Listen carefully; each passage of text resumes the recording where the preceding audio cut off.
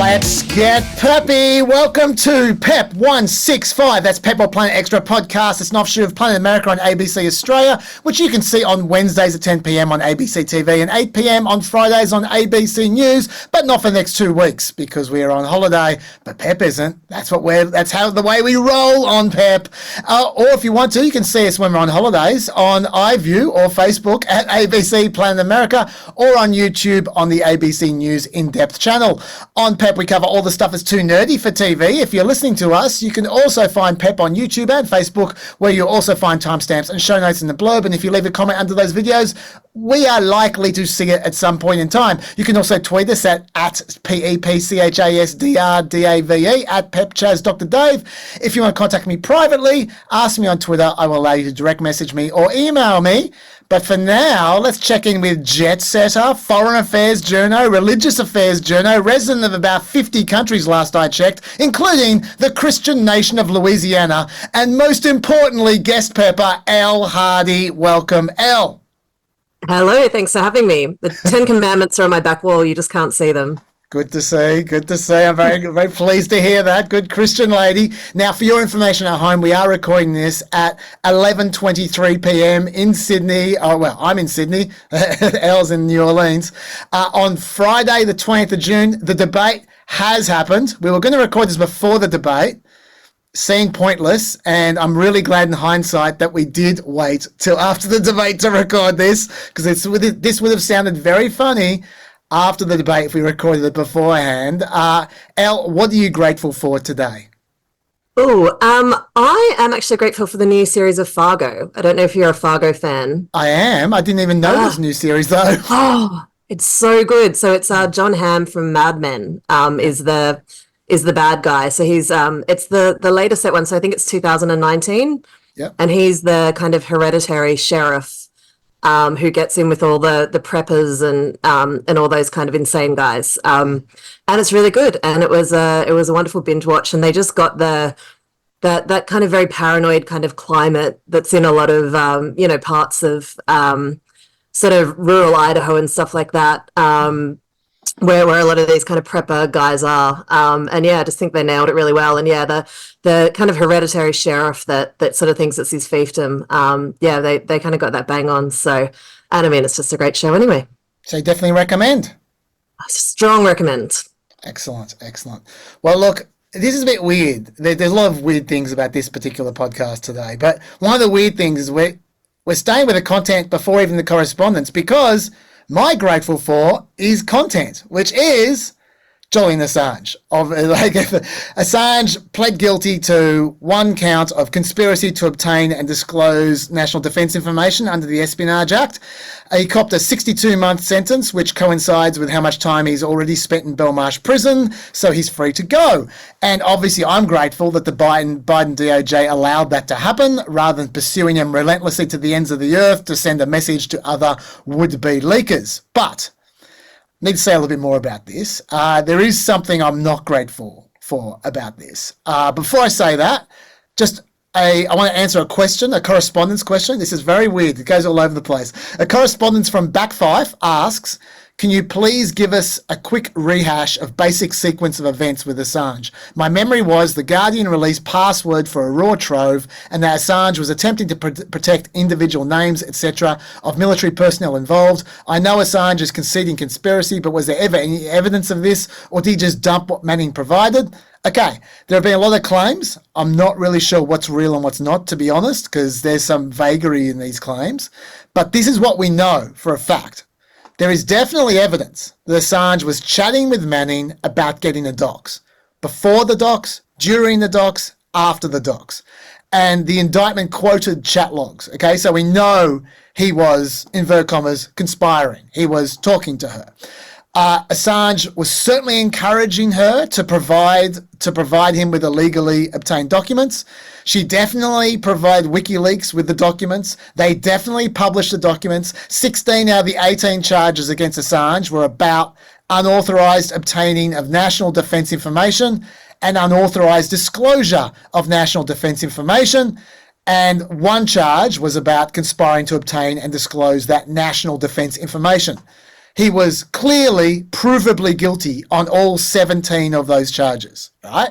The problem is all 17 of those charges were what I would describe as charges against journalism. Convincing sources to hand over secret documents, then publishing them, that's what journalists do. I don't know if you do that, Elle, but a lot of journalists do. Do you do that? I don't know. Sometimes. There you go. So, okay, we don't want you to go to jail. Now, the 18th charge, however, was different. That was conspiracy to commit computer intrusion. That's not what a journalist does. To put meat on those bones, they accused Assange of trying to assist Manning in cracking a password hash stored on the Defense Department computers. And if Assange had been successful, she would have been able to log in under someone else's username, allowing her to get more documents and being potentially untraceable while doing so. Now, Manning did not crack that password hash. Assange denies that he was guilty of this. I haven't seen any convincing evidence that he was guilty of it, which is not to say that he wasn't guilty. I just haven't seen the evidence. But the reason I bring that up is that is the charge. I don't think free press people would have minded so much if he was charged with, because that's not what journalists do. Journalists do not help you hack into computers. So if they had evidence of that, then that would be a more reasonable charge, in my view, than publishing stories from sources and soliciting stories from sources. Okay, the other thing that Backfife mentioned there, The Guardian releasing a password for a raw trove, that was something else. That had nothing to do with the charges. That wasn't even mentioned in the original indictment.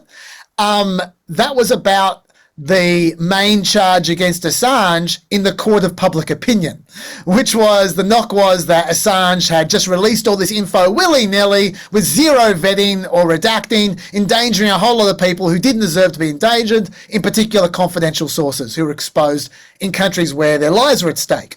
Now, Assange had been unusually careful in that particular set of documents up to that point. He only released documents and info that had been vetted by newspapers such as the New York Times, the Guardian, Der Spiegel, Le Monde, and El Pai. He didn't do that with a lot of his loads of other releases, but with this set of releases that he was charged with, he actually did that. He was very careful. But at some point in time, the password to the full trove of 251,000 unredacted documents was released to the public, and Assange has been blamed for those results. Now, WikiLeaks has bitterly maintained they had nothing to do with that. They tweeted out in September 2011, a Guardian journalist has, in a previous undetected act of gross negligence or malice, and in violation of a signed security agreement with the Guardian's editor-in-chief, Alan Rusbridger, disclosed top-secret decryption passwords to the entire unredacted WikiLeaks Cablegate archive. WikiLeaks also said it contacted the US State Department on the 25th of August to warn them that the full publication of cables may be imminent, and to check whether the department's program to notify those named in the documents had been completed. The book they were referring to, by the way, was the Guardian's Luke Harding and David Lee's book, which was published in February 2011. Now, the Guardian's take on this is a bit weird. According to the Guardian, quote, our book about WikiLeaks was published last February. It contained a password, but no details of the location of the files. We were told it was a temporary password which would expire and be deleted in a matter of hours. No concerns were expressed when the book was published, and if anyone at WikiLeaks had thought this compromised security, they had 7 months to remove the files. That they didn't do so clearly shows the problem was not caused by the Guardian's book. You'll note that wasn't a denial, it was a justification. So they are implicitly admitting that they printed the password. They're just saying the password shouldn't have been relevant at that point in time. So I think we can assume that WikiLeaks is right when saying that they published the password. What's weird, though, is that according to The Guardian, the embassy cables were shared with The Guardian through a secure server for a period of hours, after which the server was taken offline and all files were removed, as was previously agreed by both parties.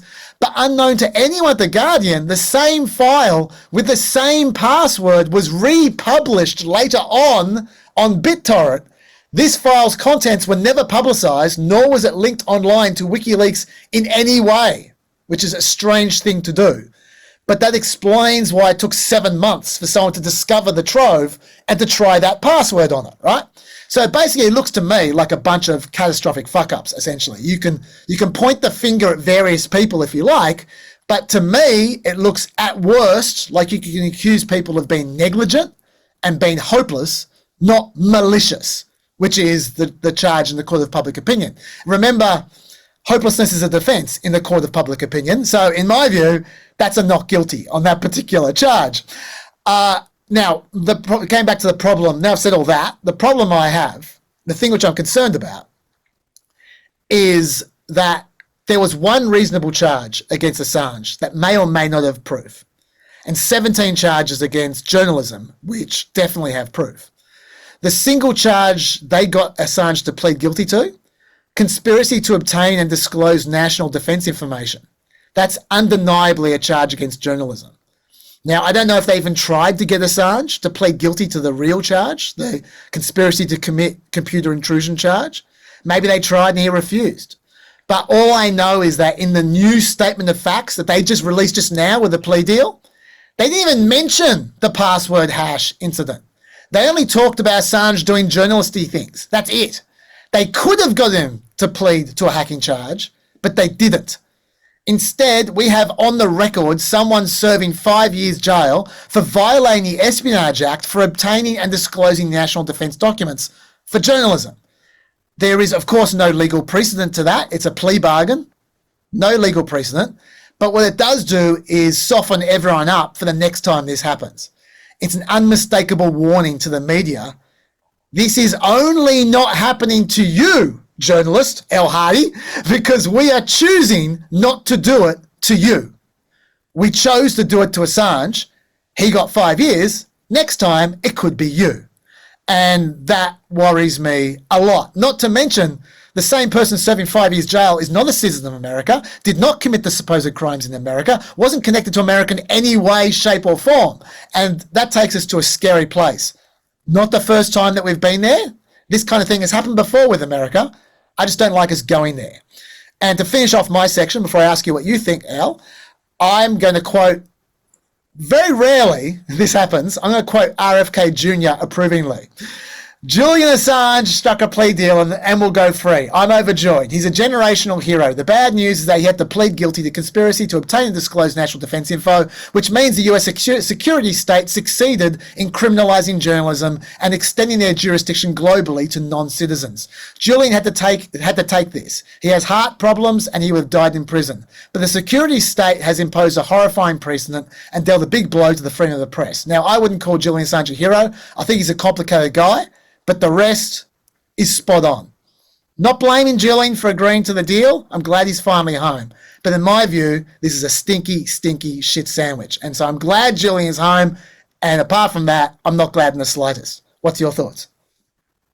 Yeah, look, I think you've said it all, really. It's not something I've followed anywhere near as closely as you have. But it certainly is a chill. And I mean, Obama prosecuted more whistleblowers by orders of magnitude than any other president. You know, this is something that's been coming down the pipeline. It's coming from both sides. It's, you know, and yeah, it's the American security state, right? Just doing what it does. My only thought, on a far less serious note, is that I'd love to, if we could give him a moratorium to get back into Hillary's emails and messages after last night's debate, because I would love to know. I would love to know what she was texting people throughout that, because, yeah, as I think we'll get onto, it was quite extraordinary. Yeah, what? Why don't we just get onto it? We'll do a little bit of correspondence after. Look, I'm going to have to cut the correspondence short this week because we had so much good correspondence. But we got so much to get through. There's not going to be another podcast for another 8 days. We're going to be shortchanging everything. So let's just start. Let's just peel the Band-Aid off, talk about the debate briefly. Let's not go into too much detail. I'll go through it with Richie in the next podcast in extreme detail after I've watched it. I can't believe I'm doing this to myself. I'll watch it 2 or 3 more times. And then I'll bring clips and all the rest of it. But from a gut check level, what were your thoughts about the debate? Shocking. Shocking, shocking, shocking. In all senses of the word. Interestingly, I was actually saying to someone that was wondering, it sort of felt like a bit like Nixon Kennedy, or almost a reverse of it. And that if you're watching, there's no way that you're voting for Biden. Or at least that you think he did well. And strangely, a friend said that his wife listened to it, and she said, Biden didn't sound anywhere near as badly as everyone's saying. But obviously it's already a meme, his face just kind of mouth agape.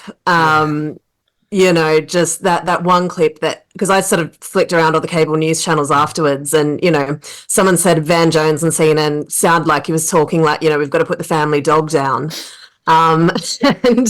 And it really was, and all three networks were playing that sort of one clip of him that's about 12 seconds where he just sounds completely confused. And I think Dave said a while ago, the most relatable thing about Biden is that a lot of people would relate to, trying to get grandpa to give up his driver's license. I just don't see how you can think anything other than that. And straight away on, CNN and MSNBC, people are saying, gosh, we've got to broker the convention. And these are guys that are, very much in the Democratic team. They've got friends that are in the party. They've got direct sources. And I just don't think you can spin it as anything other than a disaster. How about you? Oh yeah, and that's a disaster. Look, I was genuinely surprised. We interviewed Heidi Heitkamp on Planet America, who's a friend of Joe Biden's, an actual friend, and I was shocked. We didn't need to twist her arm. She volunteered that he should be replaced. John and I just looked at each other like, what? How? We just couldn't believe that she was just volunteering that, and they're just thinking, well, this just must be the conventional wisdom amongst Democrats. And I think, to be honest, as someone who has been saying endlessly that it would be a nightmare to do that, I don't know which way to turn. There's disasters wherever they go, but this is a disaster from my point of view. Let me just say a couple of quick things. Did say some of these things on Play America, but not. I wanted to go for different emphases here. The format, I think, was an absolute killer. Like in hindsight, for Biden, in that, I kind of always knew that it would serve Trump well. I said this on PEP. I said this on Planet America. I said this everywhere, that I thought forcing Trump to be calm with switching off the microphone was going to help him a lot. So I wasn't surprised that he was decent, by his standards. But what I didn't expect was how much it would hurt Biden. And what I'm referring to is CNN strictly observing those 2-minute limits, and when you fall short, going, well, you got 37 more seconds. Oh, that was, and that was sort of right at the end. That was kind of the killer blow. It was just still like, grandpa's lost track of time again. And then also the fact there's no audience means that there's nowhere to hide. When you trail off, you can't just shrug your shoulders and people laugh. You can't go for a cheap line to just get a cheer. You can't just start yelling to get applause like with a cue. No. If you just trail off, there's just silence. The silence fills the space, and it makes it so much more of an indictment when you lose your way. I actually think it made Biden seem so much worse, those silences, which Trump was smart enough to not fill. Trump never even tried to jump on top of Biden struggling. He just sat back and tried to look Napoleonic the entire time, and which I think was a great move. If there's one thing that he gets, it's television. Like, the man is a television savant. He just kind of has that. That's the one very well tuned instinct that I think he has. And you and Dave often talk about him not having any self-control, but he just has that precise instinct for what makes good television. And like you said, in hindsight, so many things were just a disaster. And everyone was kind of like, how bad can it be? And it just seems, the consensus seems to be 1,000 times worse than anyone could have imagined. It's And have you seen Gavin Newsom is just, he's showing so much leg right now. He was straight away. I bet he was straight away, on all the shows, and and Kamala had to come out and say, you didn't see what you just saw. Actually, you're wrong. It was great. Whereas Gavin Newsom was able to say, oh, look, it was terrible, but, you've got to remember all these other things. And he was, and was sounding, very good, very good at television. Yes. And he's got to be one of the candidates if they actually do think about pulling the trigger. And he very much knows that, and he was out there straight away. Absolutely. No, he's certainly hungry for it. I think the thing that shocked me so much wasn't just that he had trouble speaking, and he did have so much trouble speaking, but what he was trying to say, like as someone who knows what I'm doing, and someone who knows all the things that he's trying to say, I knew the points he was trying to make and failing, but they weren't good points. They really weren't good points. And I was thinking to myself, even if he was having trouble, even if he got his speech correct, what he was saying was not an intelligent response to Trump. Like the moderators, and I'm annoyed at the little I've seen from people's reactions since is people beating up on the moderators for not fact checking Trump, because Trump told a lot of lies. He absolutely did. He said a lot of bullshit. Absolutely. But they said they weren't going to fact check. That was, we knew that was coming. That's Biden's job. It's Biden's job to call out that stuff, and he was incapable of doing it. And we're talking about, yes, I know it's a river of shit coming from Trump. I know that. But you have to fact check every little thing. I'll give you an example I'm talking about. He's asked about climate change. He answers about pure and clean water, right?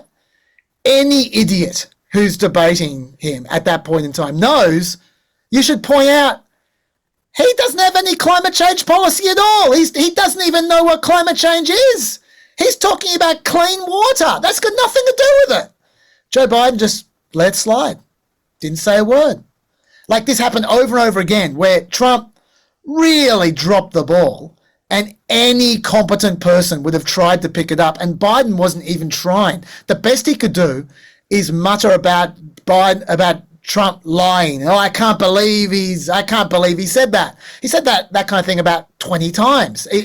But he never was specific about what he was talking about. And you just go, this guy really can't do his job anymore. And when the most outrage that he could muster was about his golf game. Yes. At the end it was like, of all the things he could get mad about, that's what really kind of got him animated. Yeah. And then he forgot his golf handicap, and but yeah, it's the just in every way. I mean, when Democrats keep being, they've been, sort of had this message for so long that democracy's on the ballot. There's a referendum on abortion. It's like, okay, it's so serious that you're not putting up someone serious. It's sort of defeating their argument. And there's always this stuff you hear about. This is it's our chance to defeat fascism, and it's sort of holding a gun to people's head and saying you have to vote for this or you get fascism.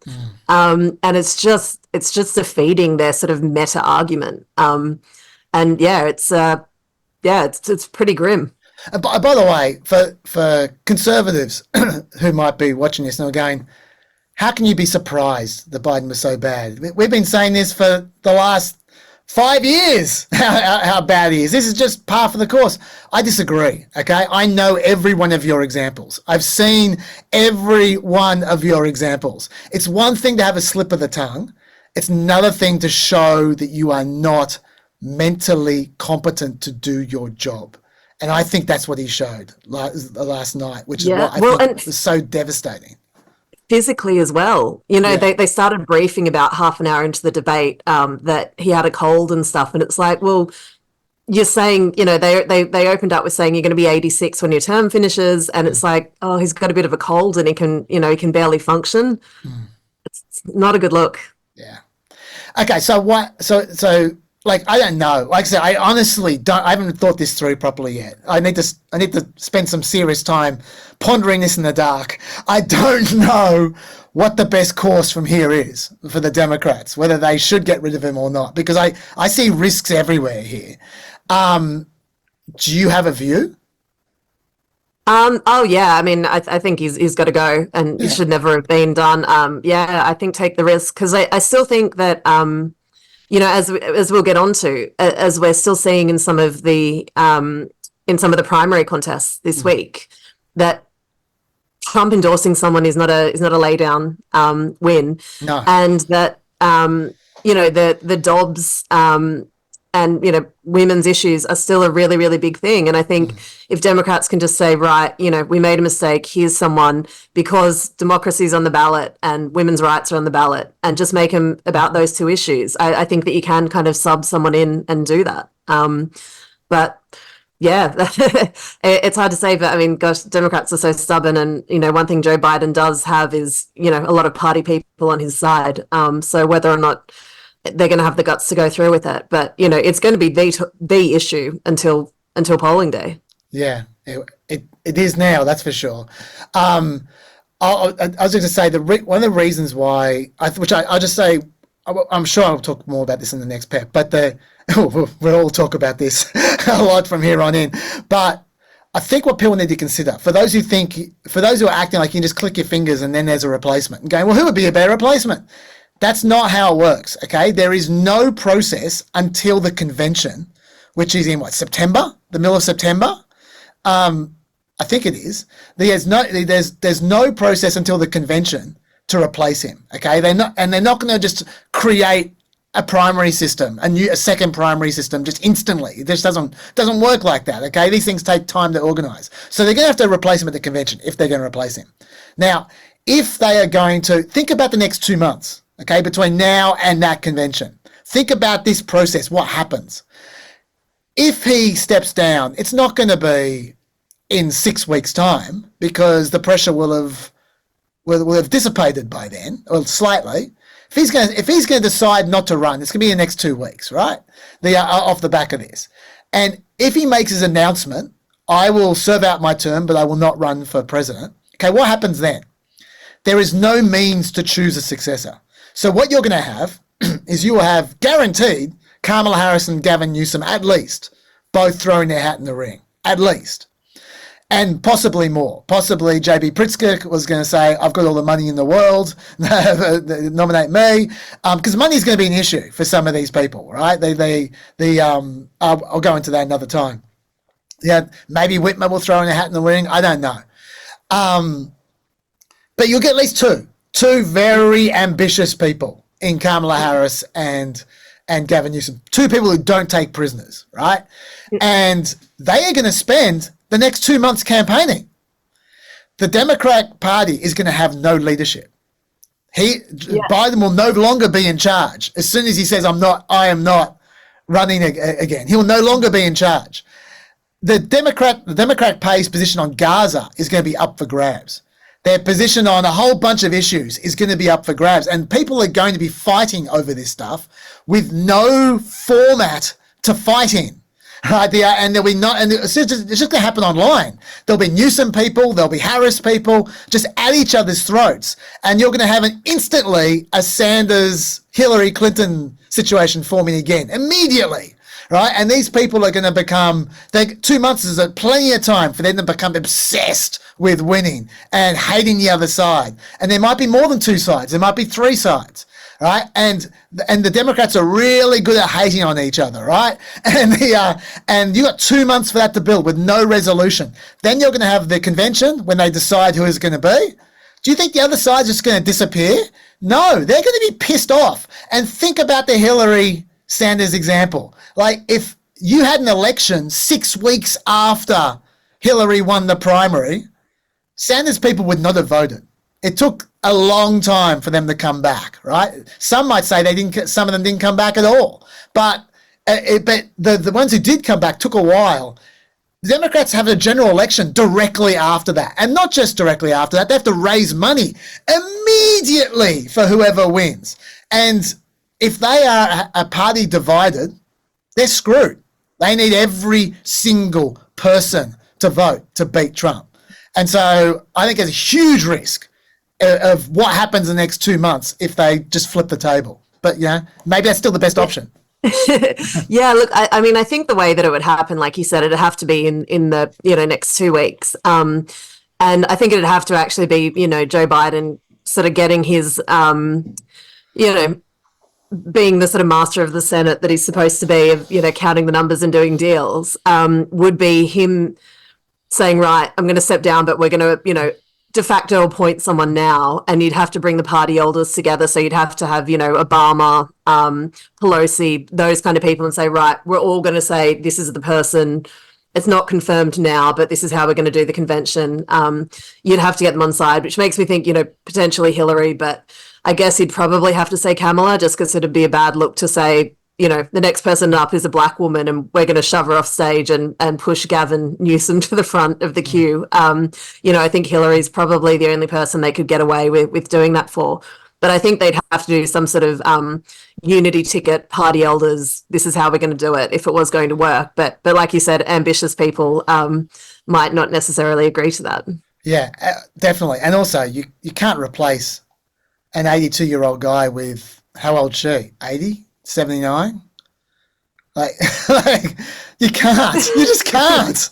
Yeah, that's a good point. Yeah, I mean, I think it'd have to be Kamala. It'd have to be Kamala. Again, if it was arranged, it would have to be Kamala, I think.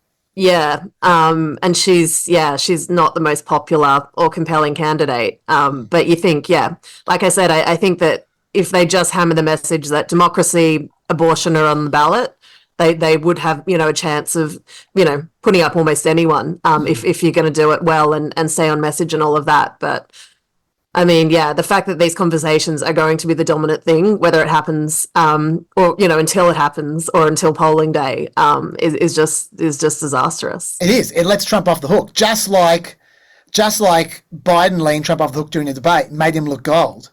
While everyone's talking about internal fighting in the Democratic Party, then that's going to let him off the hook during the election campaign as well. He's going to look comparatively calm and presidential, and he can just do his Napoleonic gaze into the distance, draw a portrait of me thing for the next 2 months. It's just... Anyway, do you have anything else to say about this before we move on? I don't want to spend too much longer on No.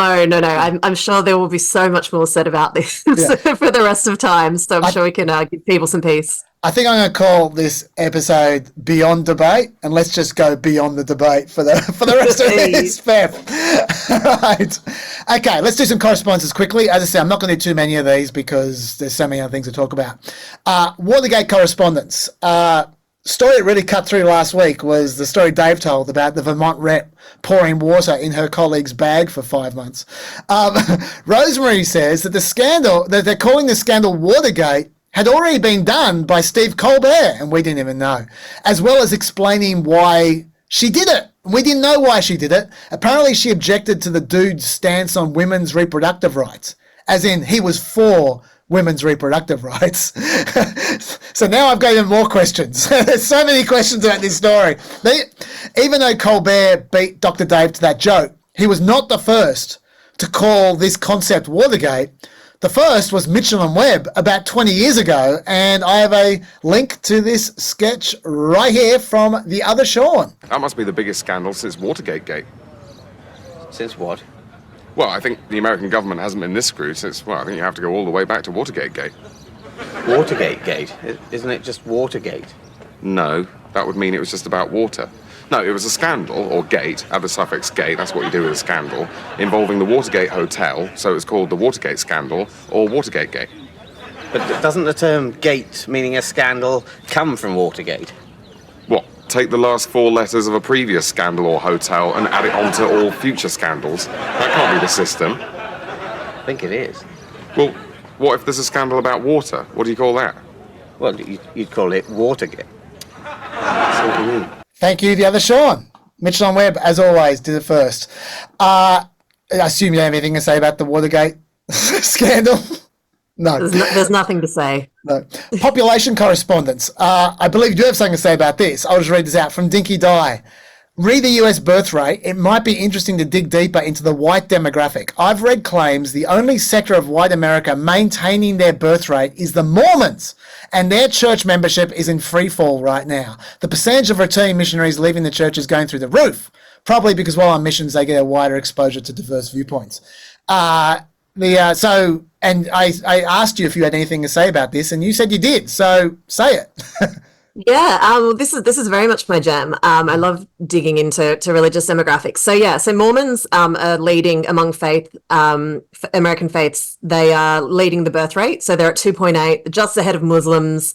And then, after that, I think it's like Orthodox at 2.1. So they certainly are, doing replacement duty, you might say. So Ryan Birch, who's a guy who I refer to a lot, he's a really great. He's actually a pastor, but he's also a sociologist, and he has a really great Substack where he does, like, it's called Graphs on Religion. It's really useful. He digs into a lot of numbers and things. And he always says that the best indicator of the future size of religion is not the number of missionaries it sends, but how many children are in the pews. So that certainly applies to Mormons. But there was some, I think what the correspondent is referring to. So there's a really great YouTube channel called Mormon Stories of a lot of excommunicated Mormons. And the guy who runs it, John DeLynn, last month did a YouTube where he said that he had on good authority, and he does certainly have good sources in the church, 40% of returning missionaries are leaving the church within 6 months. And there's also a huge rate of returnees from their missions. So Mormons have to go on mission for between 18 and 21. Men go for 2 years, women go for 18 months.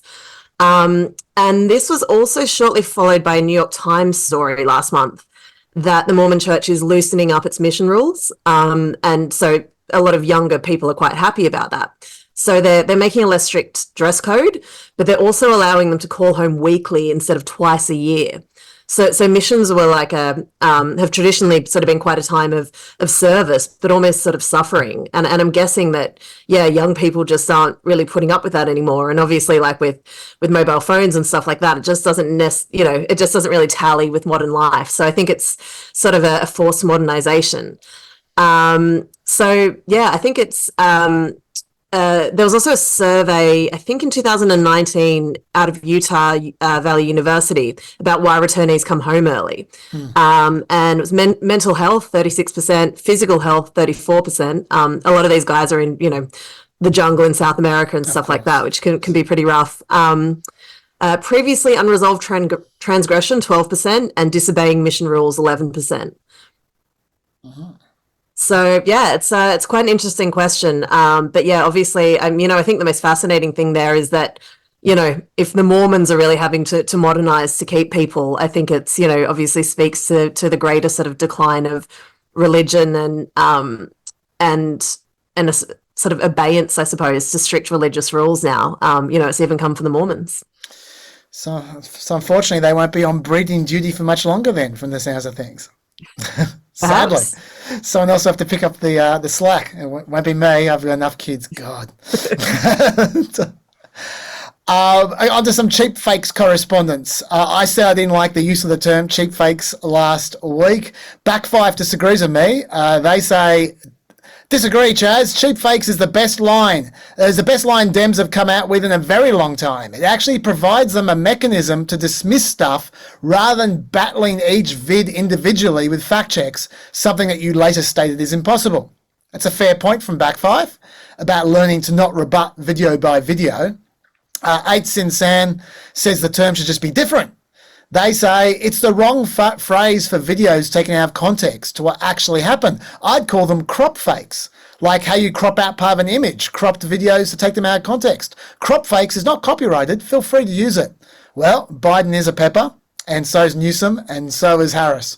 So there you go, whoever is the Democrat leader in a month's time. I agree with Back Five, by the way, that you need to find a way to deal with this on a global level. I'd do it differently, though, myself. In school debating, I've just outed myself as a school debater. In school debating, you too? There you go. Protection in numbers out. I was we won the Sutherland Shire Schools Championship. Bravo, well done. I'm outing myself as being from the Shire, so...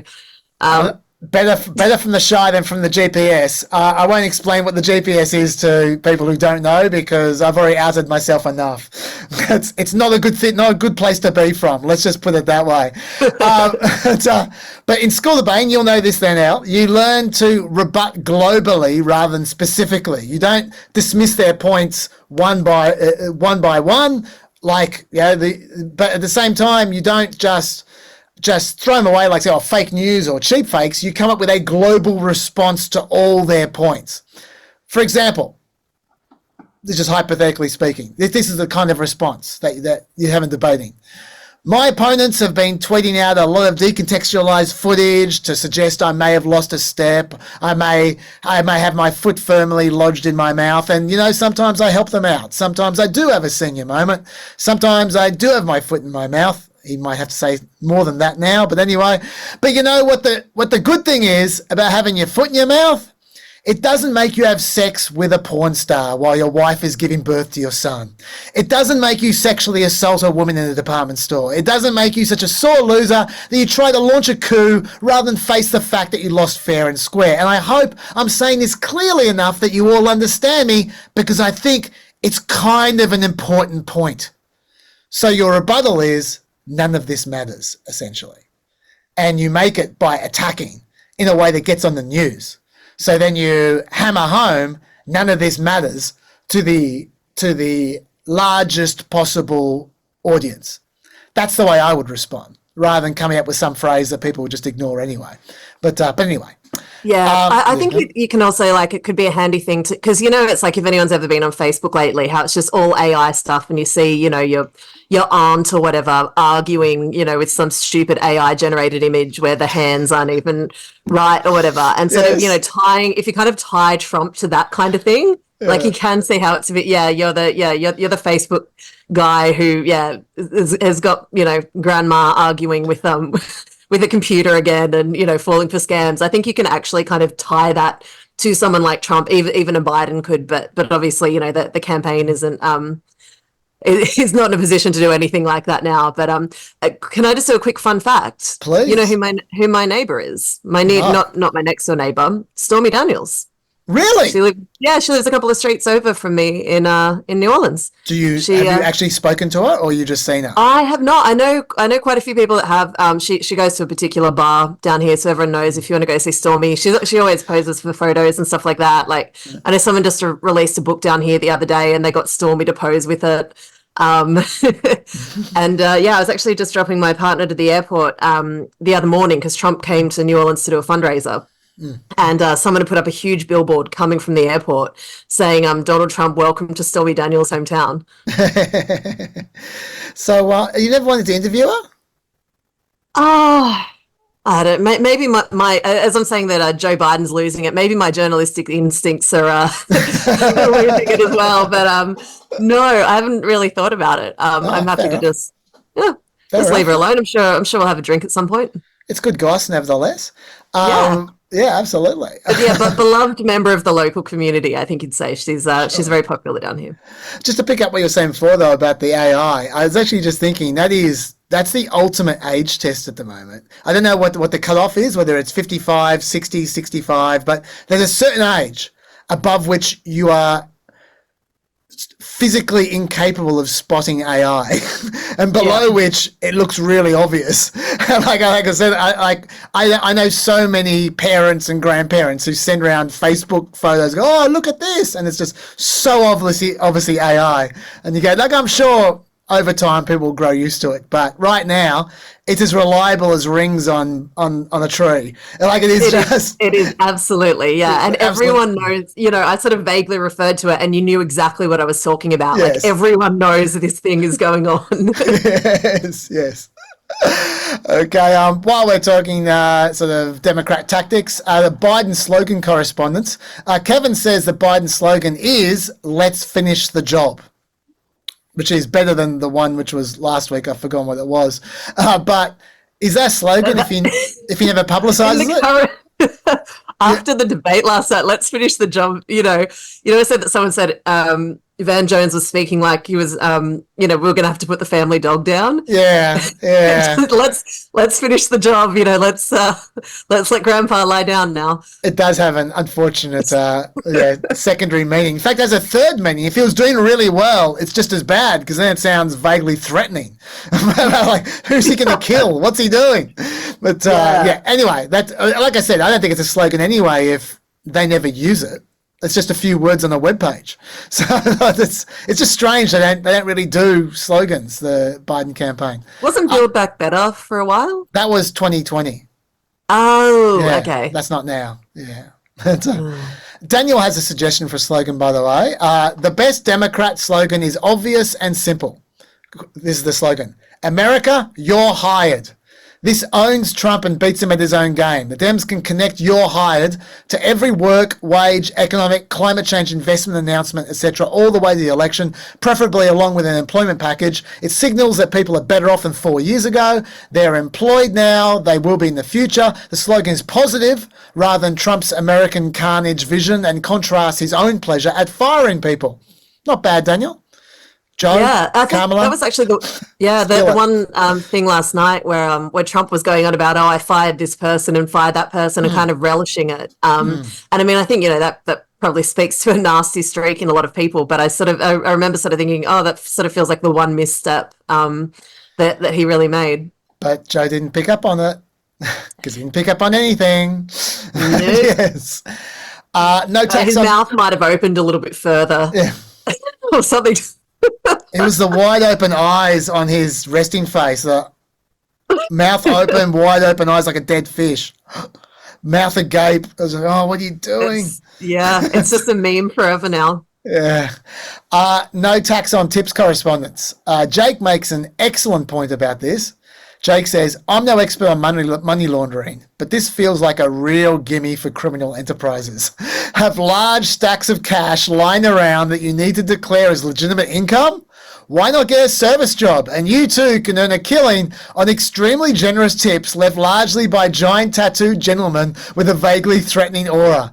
Am I missing something here? That's a really good point. Yeah. Look, it probably would have been more of an issue back when tips were mostly cash. These days they're mostly with cards, but you can still tip with cash. So maybe it could be a money laundering opportunity. Yeah, there's still plenty of cash-only bars and stuff like that, especially in the South. The biker bar is coming back. And maybe even more so after no tax on tips comes in, they can make a killing. Jake, by the way, also talked about, just as an aside, he talked about John Ronson and recommended Things Fell Apart, which is the John Ronson TV series. I don't know where you can find it, but I saw it like 15 years ago, and I can also recommend it. It's brilliant. So, isn't it? He recently did like an podcast series. He did a podcast version of it. Yeah, I haven't heard that. Maybe it's good. Maybe it's not. It probably is because it's John Ronson. But the TV series was great, and about American politics too. David has a question as well. I heard Dr. Dave say that Trump's proposed removing of tax on tips would have to be passed by Congress. Why couldn't he do it through an executive order? Or what are the conditions for executive orders versus Congress? And SCOTUS for that matter. An explanation, please, if you get the chance. And that's an excellent question because we just assume people know that kind of thing.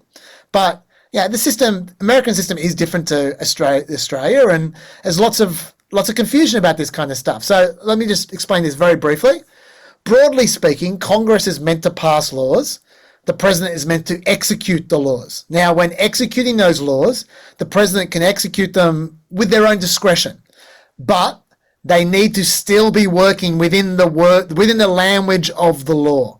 So if the Congress and president go to, say, Subway to buy a sandwich, so Congress needs to order and pay for the BLT. The president can choose what kind of bread they're going to use, whether they're going to hold the cheese, all that kind of stuff. But the president cannot just decide to buy a cookie instead. They have to buy the BLT. Now, executive orders can't go further than using that power that has already been given to the executive, either by Congress or by the Constitution. So if you're talking about something completely new that isn't already covered by any legislation, like, say, you don't have to pay taxes on tips, that's completely new, then you're going to need an act of Congress for that to happen, which is why I keep on going spare about Biden's student loan forgiveness through executive order, because in my view, he's going so much further than legislation allows him to, that he's effectively exceeding his power. As it turns out, the courts agree with me. We'll talk about that later on. But this is enough correspondence. Do you have anything to say about tax on tips before we go on? Nothing. Okay, well, let's get into something you will have something to say about. Louisiana Corner. We have no sting for Louisiana Corner, but we need one. We'll have to try and get one. Now, last week we rather rudely, given that we knew you were coming up, Elle, talked a bit about the Ten Commandments. But you know what?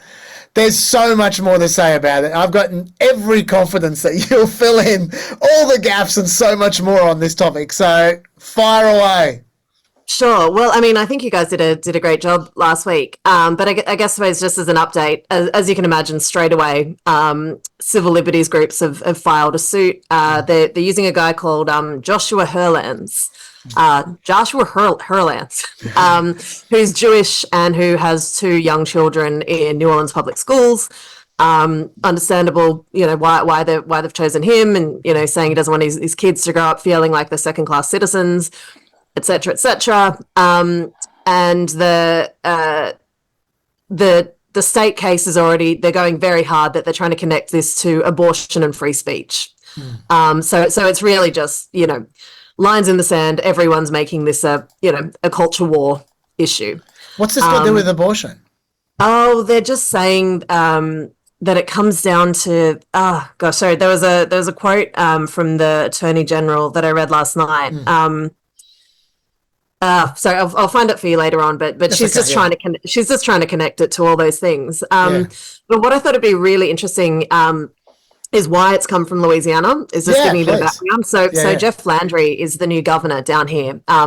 So he was elected in January because we have weird election timings here, and he was the state attorney general for about 8 years beforehand, and everyone knew that he was going to be the Republican nominee and he was going to be the next governor.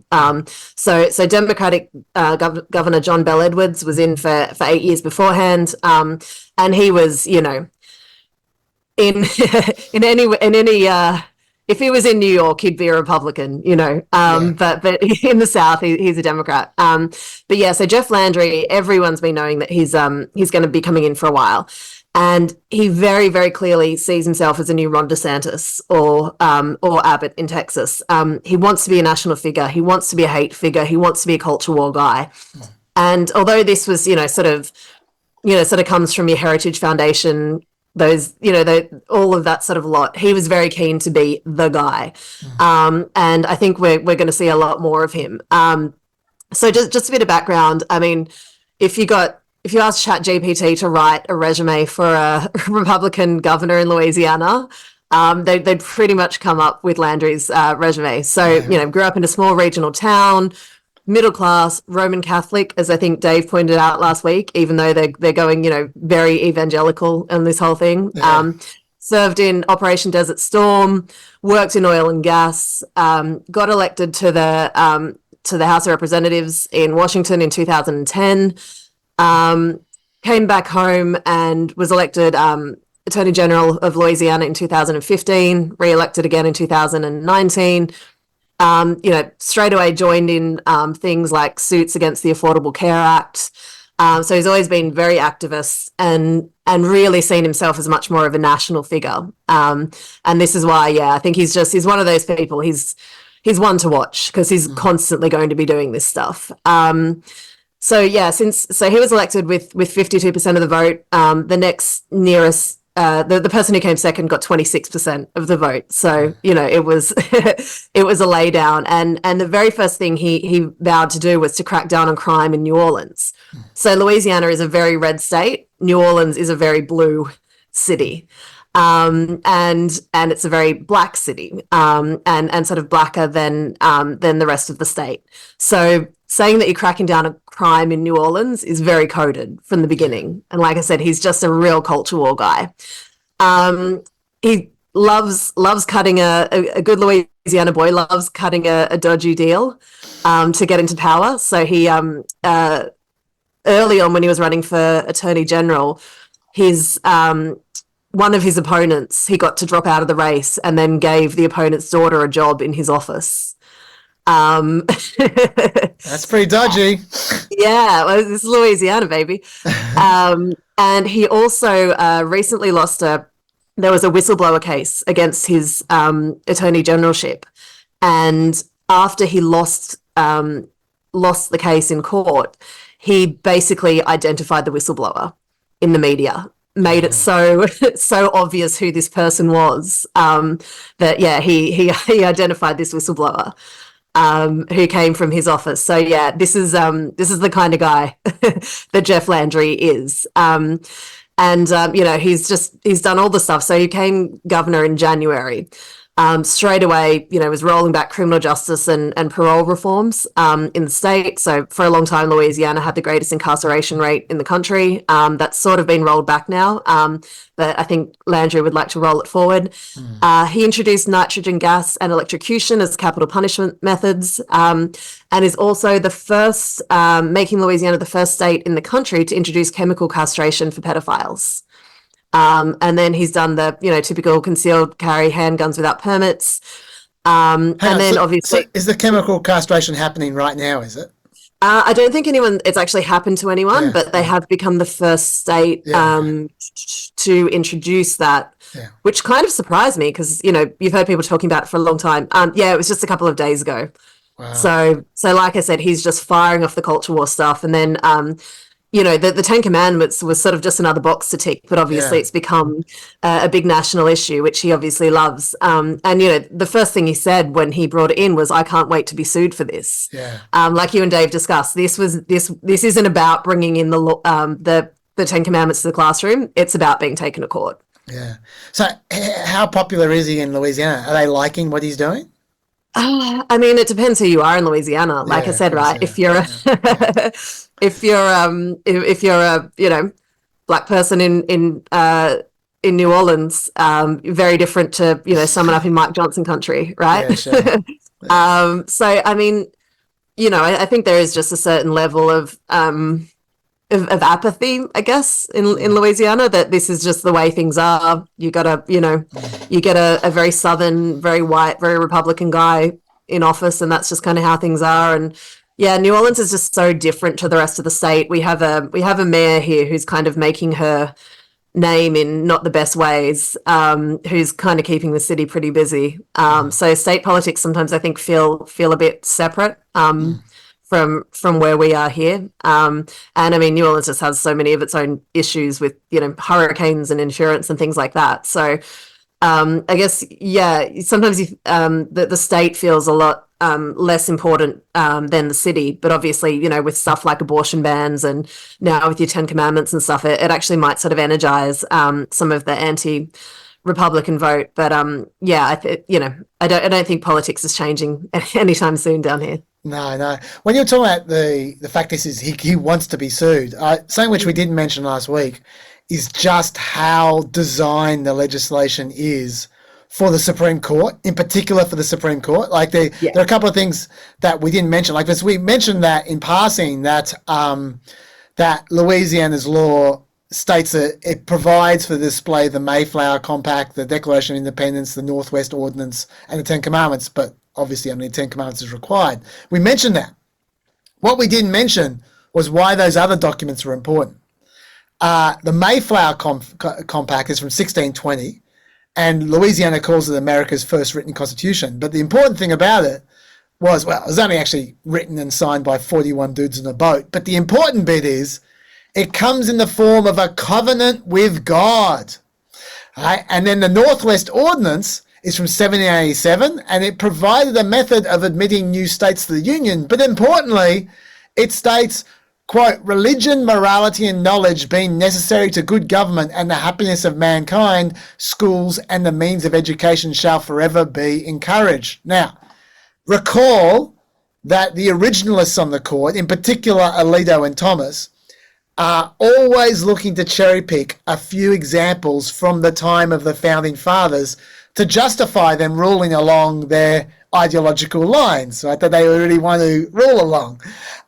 So these aren't there by accident, those documents. They're trying to supply the tools that these guys need to convince themselves that the Constitution actually is all about religion, if you look at these examples right here. The law also makes sure to point out, in the law it says this, that the Ten Commandments appeared in public school textbooks as far as 1688, as far back as 1688, and continued to appear in popular textbooks through the 1800s.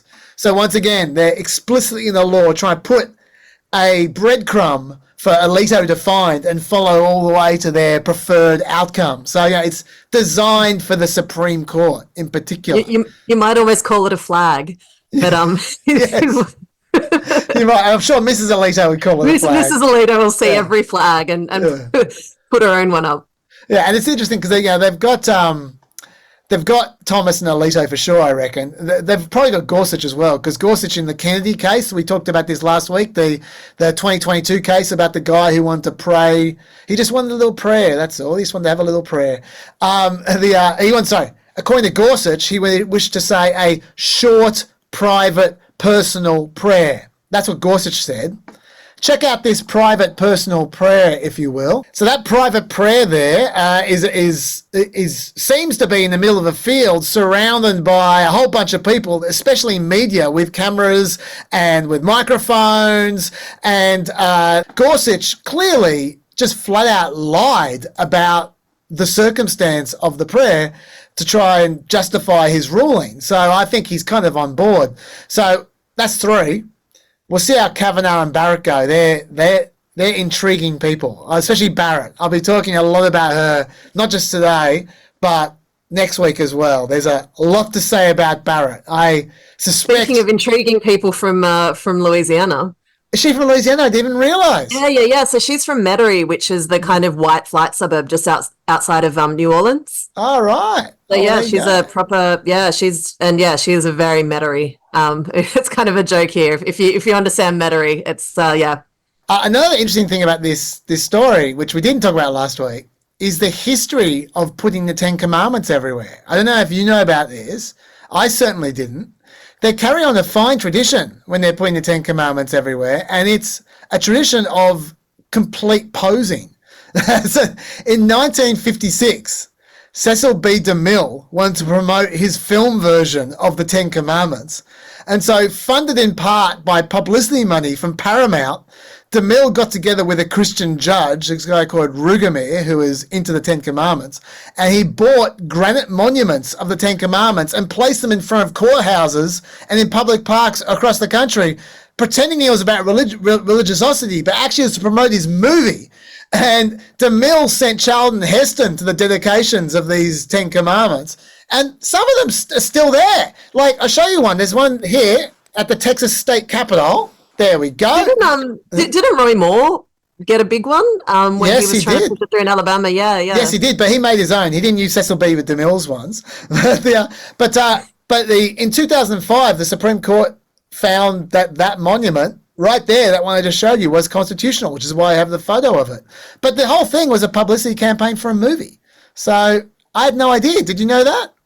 No, I did not. But that sounds the most American possible combination of things. Yeah. So anyway, just to back up what you just said before as well, I've got a clip which just shows just how much they're not trying to hide that they don't care about freedom of religion at all. Like, they really don't care about freedom of religion, these guys. And it's an amazing clip featuring Louisiana State Rep Lauren Ventrell, who one of the co-sponsors of the legislation. And clearly, it never even occurred to her the freedom of religion implications of this 10 Commandments thing. I'll just play it to you. Because if someone has a home in which they choose to believe something different, which is welcome in this country, it's literally why people fled to come here to found this country to begin with, then they should be allowed to. And it's not really an option if you're requiring it to be put up in the wall of a classroom. What do you say to the parents of students or even teachers who don't share your religious views? I don't look at it.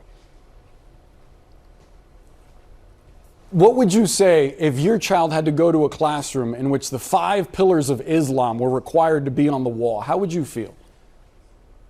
Again, this is not about the 5 pillars of Islam. This bill specifically states the 10 Commandments. It is a historical document. I'm presenting you with a hypothetical that would help you put yourself in the shoes of someone you may not understand and their point of view.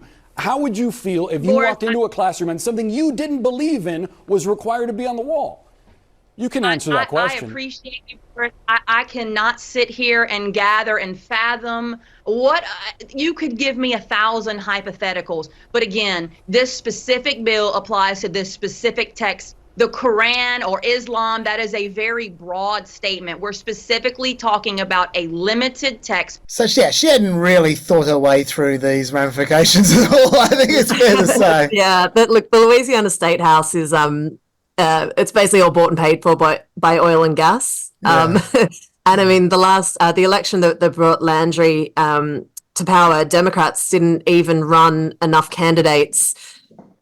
Basically, they had it won. The Republicans had it won before the election was even held because Democrats didn't run candidates in more than half of seats. So yeah, but it's a fairly low bar for entry. Sure. And yeah, it can only get worse from here should be the state motto. Let's just say that. Time for our Stats Nugget! Stats Nugget! Woo! Okay, this actually, I was going to do this anyway this week, but it turned out that they mentioned this stat, well, it's part of this stat during the debate. So it's very relevant. So I might as well tell you the whole lot, which is an Axios analysis from this week cited the Commission for a Responsible Federal Budget, and it found Trump added $8.4 trillion in borrowing, including $3.6 trillion in COVID-19 relief.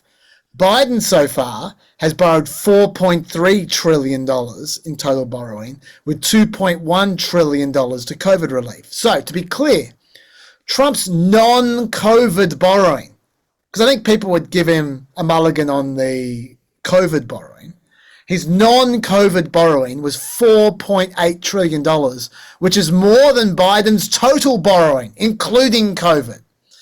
Trump's biggest expense were his tax cuts, which added to $1.9 trillion of debt. Trump's non-COVID spending bills added $2.1 trillion of debt. Biden's excess spending, with all of his massive bills that we know about, $1.4 trillion in total. Then Biden also spent $620 billion on student debt relief, $520 billion on veterans healthcare. So now Trump's tax cuts are supposed to expire next year.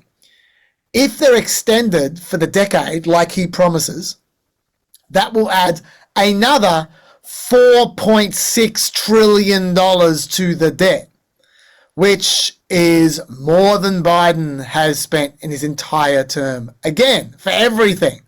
Now, it's not publicized all that much, but Trump creates so much more debt than Biden did. By a lot, too. Almost twice as much, which I found extraordinary. So there's your stats nugget. Let's talk about the campaign, shall we? Yeah. Lots of primaries this week. Let's go through one by one. First of all, we've got Jamaal Bowman, which is probably the most high-profile primary loss. He's from the squad. He's the first squad to lose squad member to lose a primary, I believe. The squad is Alexandria Ocasio-Cortez's team of non-white, far-left individuals, shall we say. Populists, I think. You call them left-wing populists. I think. Would you call them that? I don't know. Kind of. Yeah. Yeah. Okay. Sanders wing of the party. Yeah. It's he lost to a guy called George Latimer, 58-42. Now, the conventional wisdom. Actually, before I say anything, do you want to say anything about Jamaal Bowman off the top before I go into the details of the primary? No, jump in. The conventional wisdom is that he was done in by AIPAC, which is the American Israel Public Affairs Committee, because Bowman raised $4.3 million in funding in total. George Latimer raised $5.8 million in total, $2.4 million of which came through AIPAC, but that's not the key. The key is the outside group spending. Bowman had $3 million in spending from outside groups. Latimer had $17.7 million in spending from outside groups. $14.6 million of that came from AIPAC's Super PAC, which is called the United Democracy Project. And that made this the most expensive House primary in history. So it was entirely because of AIPAC's, basically their money bomb that made this race so expensive. And so people say it's because of that he lost. Now, why did they jump in like that? It wasn't just because he was calling for ceasefires and all that kind of stuff, which he was, but plenty of Democrats support ceasefires. There's an entire Jewish lobby group, J Street, which is very much taking the liberal left-wing position of Israel, which is Netanyahu is awful, two-state solution is great, get to a ceasefire as soon as possible so you can implement that, right? But Jamaal Bowman took it a lot further than that. And in particular, this clip, which I'll play you now. And there was propaganda used at the beginning of this siege. There's still no evidence of beheaded babies or raped women, but they still keep using that lie. Propaganda. Yes. If you didn't hear that, it wasn't super clear. He was essentially saying that the allegations of raped women on October 7 raped by Hamas were lies and propaganda, which is a pretty big call. He made that was on November, by the way. It wasn't like yesterday. That was back in November, but it took until 2 weeks ago for him to publicly apologise for that, and he finally did apologise in the heat of the election. So it took a while. I do understand that some of the reporting on that initial story is quite contentious, but it's, I don't know if it's something that you really, it's the best political move to go out on something like that. Do you know what I mean? I think that's one of those things that you just kind of say, look, no one knows exactly what happened, or, this is the official line. Yeah, it just doesn't seem wise. Yeah, and I should say, when it comes to whether he's taking on Israeli groups or whatever, his advertising was pretty clear. Yeah. George Latimer has sold out to Republican-funded AIPAC, supporting Netanyahu's unpopular war over Biden's calls for peace. But Jamaal Bowman always stands up for what's right. I spent my life fighting for children and families, working with President Biden to reduce gun violence and protect abortion rights. We've delivered for the people, affordable housing, jobs, and lower drug costs. This is the many versus the money, and we will win. I'm Jamaal Bowman, and I approve this message.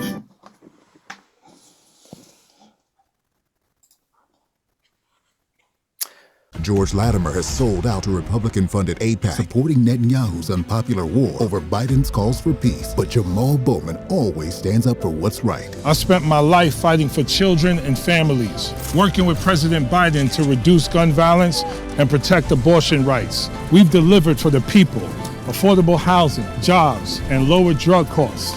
This is the many versus the money, and we will win. Well, that's not quite right. He didn't quite win. But having said that, you can see where he was coming from. But, and there's a build-up for a big but here, Bowman was behind long before AIPAC got involved. He was already down 17 points in March, which was before AIPAC started spending money. And that's the exact margin he lost by the way. He's never been popular. He won his first re-election primary in 2022 with 54% of the vote, so he only just got through there. He's had plenty of other issues to deal with, plenty, which we'll get to in a second.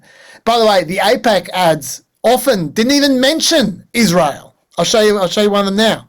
Jamaal Bowman has his own agenda and refuses to compromise, even with President Biden.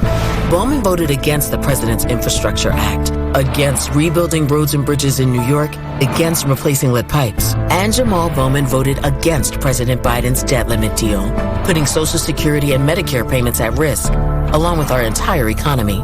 Jamaal Bowman has his own agenda, and he's hurting New York. So there are a few issues right there, but there are more. Obviously, he's most famous for pulling a fire alarm when the Democrats were trying to put off a vote during the shutdown standoff. Recall, he said he was just trying to get out the door to vote, and he thought the fire alarm might open the door. That was his story at the time. In fact, it's still his story today, and you can tell it's complete bullshit by spending 1 second watching the video. So there are a few issues right there, but there are more. Obviously, he's most famous for pulling a fire alarm when the Democrats were trying to put off a vote during the shutdown standoff. Recall, he said he was just trying to get out the door to vote, and he thought the fire alarm might open the door. That was his story at the time. In fact, it's still his story today, and you can tell it's complete bullshit by spending 1 second watching the video. As you can see here, he is clearly removing the signs from the door that tell people it's locked, then pulling the fire alarm after he leaves the door, making no attempt to walk out the door whatsoever. So not only is he a liar, but he is stupid for thinking he wouldn't get caught when there are cameras everywhere in Congress. He was censured by the House for that, by the way. For me, that there is by itself reason enough for him to go. I don't really count the censoring bit. I'm in two minds about that, but he 100% deserves to be voted out for that. Not because of the brain fart. I can live with the brain fart. That's fine. But to lie about it afterwards, and even after he's proven to be lying, to keep lying, to me shows contempt for his voters, personally. I don't know. What's your view about all this? Well, I mean, maybe it shows he's a team player. Yeah, but to keep on lying about it?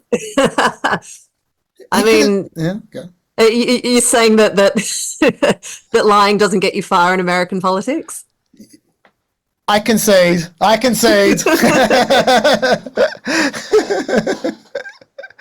Fair enough. But there are more issues as well. Old blog posts came out in January that included conspiracy theories about 9/11, and much worse than that. By the way, they were from 2014 as well. So it wasn't in 2002. We're well past the conspiracies, the 9/11 conspiracies in 2014 when Jamaal Bowman was getting into them. But much worse than that. They came in the form of very bad poetry, which I'll now perform for you. 2001. Planes used as missiles. Target the Twin Towers. Later in the day, Building 7. Also collapsed. He pronounces it as collapsed. Multiple explosions. Heard before and during the collapse. So there we go. Now that's not poetry as far as I can see. So he calls it poetry. I mean, look, I think all spoken word poetry should have a mandatory jail sentence, let alone losing your job. But yeah. Anyway, once again, he's pretty stupid. And Latimer has high name recognition, by the way. He's been in government for 30 years. He's been the top executive in Westchester County since 2018. So he's got a lot of local relationships. So that's another reason for this. But finally, Jamaal Bowman is a terrible campaigner. And I'll give you a perfect example. His last-minute rally.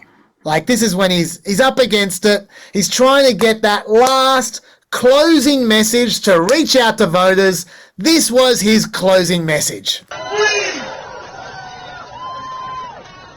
We are going to show fucking APAC the power of the motherfucking South Bronx. People ask me why I got a foul mouth. What am I supposed to do? You coming after me. You coming after my family. You coming after my children. I'm not supposed to fight back. I'm not supposed to fight back. We're going to show them who the fuck we are. Now, I'm not sure anyone's coming after his children, but it's not much of a sales message. Vote Bowman. They're coming after his children, so he swears a lot. I don't know. The worst part is, that was in the South Bronx, right? He was campaigning South Bronx saying, we'll show them MF and power of South Bronx. That's not part of his electorate.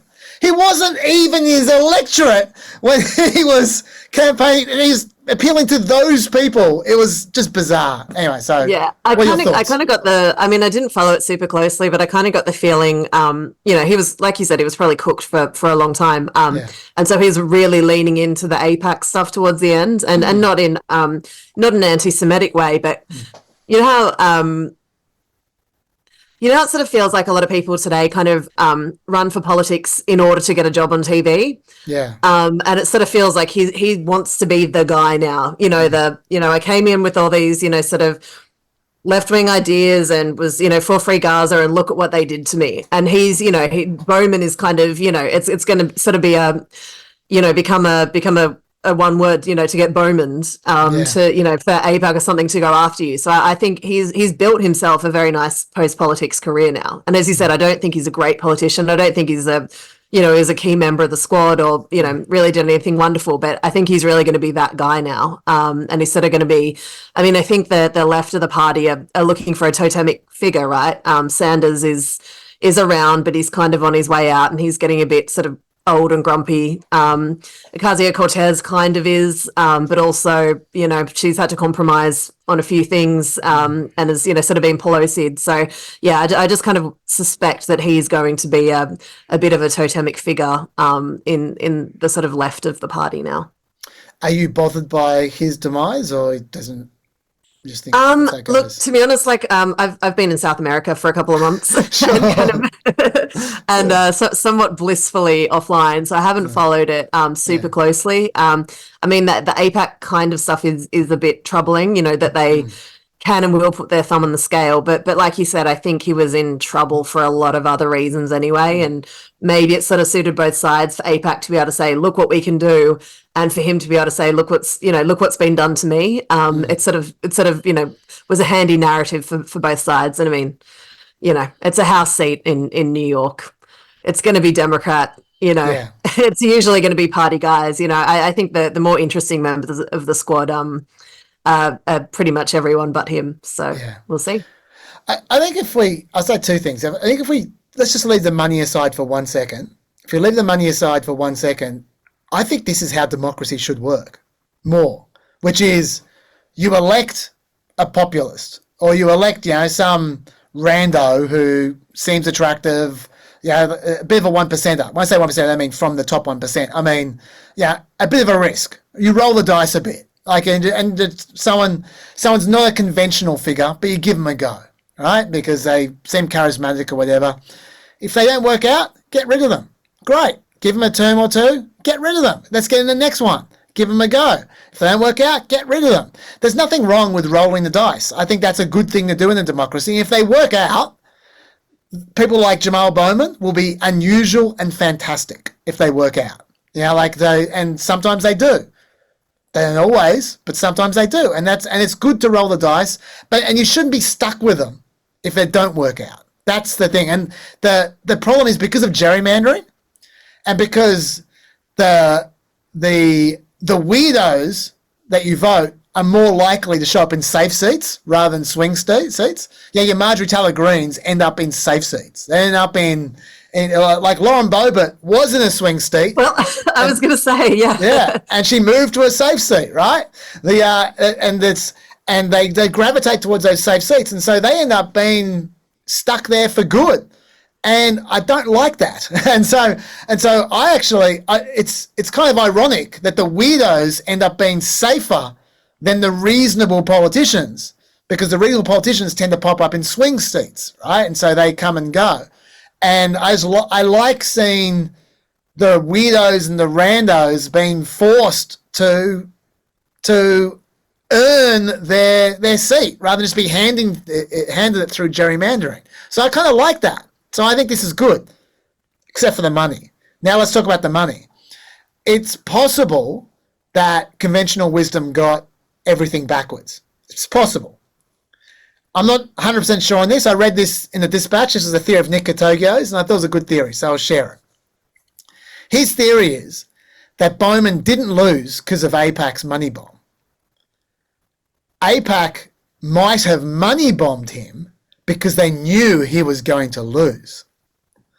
Because they could spread their money around and attack 2 or 3 Democrats at once, but there are 50 Democrats that are a problem for AIPAC, right? They're not going to make much of an impact by getting rid of 2 or 3.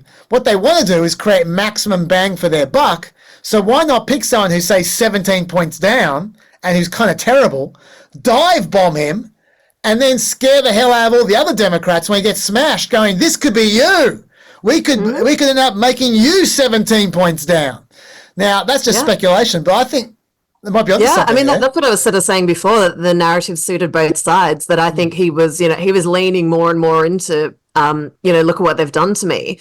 And they were very happy to take that one for the narrative, to say, yeah, look at what we can do. I absolutely think it's it's a lot cheaper to scare people into doing things than to actually having to do the work, right? Yeah, that's right. Well, now we already mentioned Lauren Boebert, so we might as well keep on going. She had her primary as well.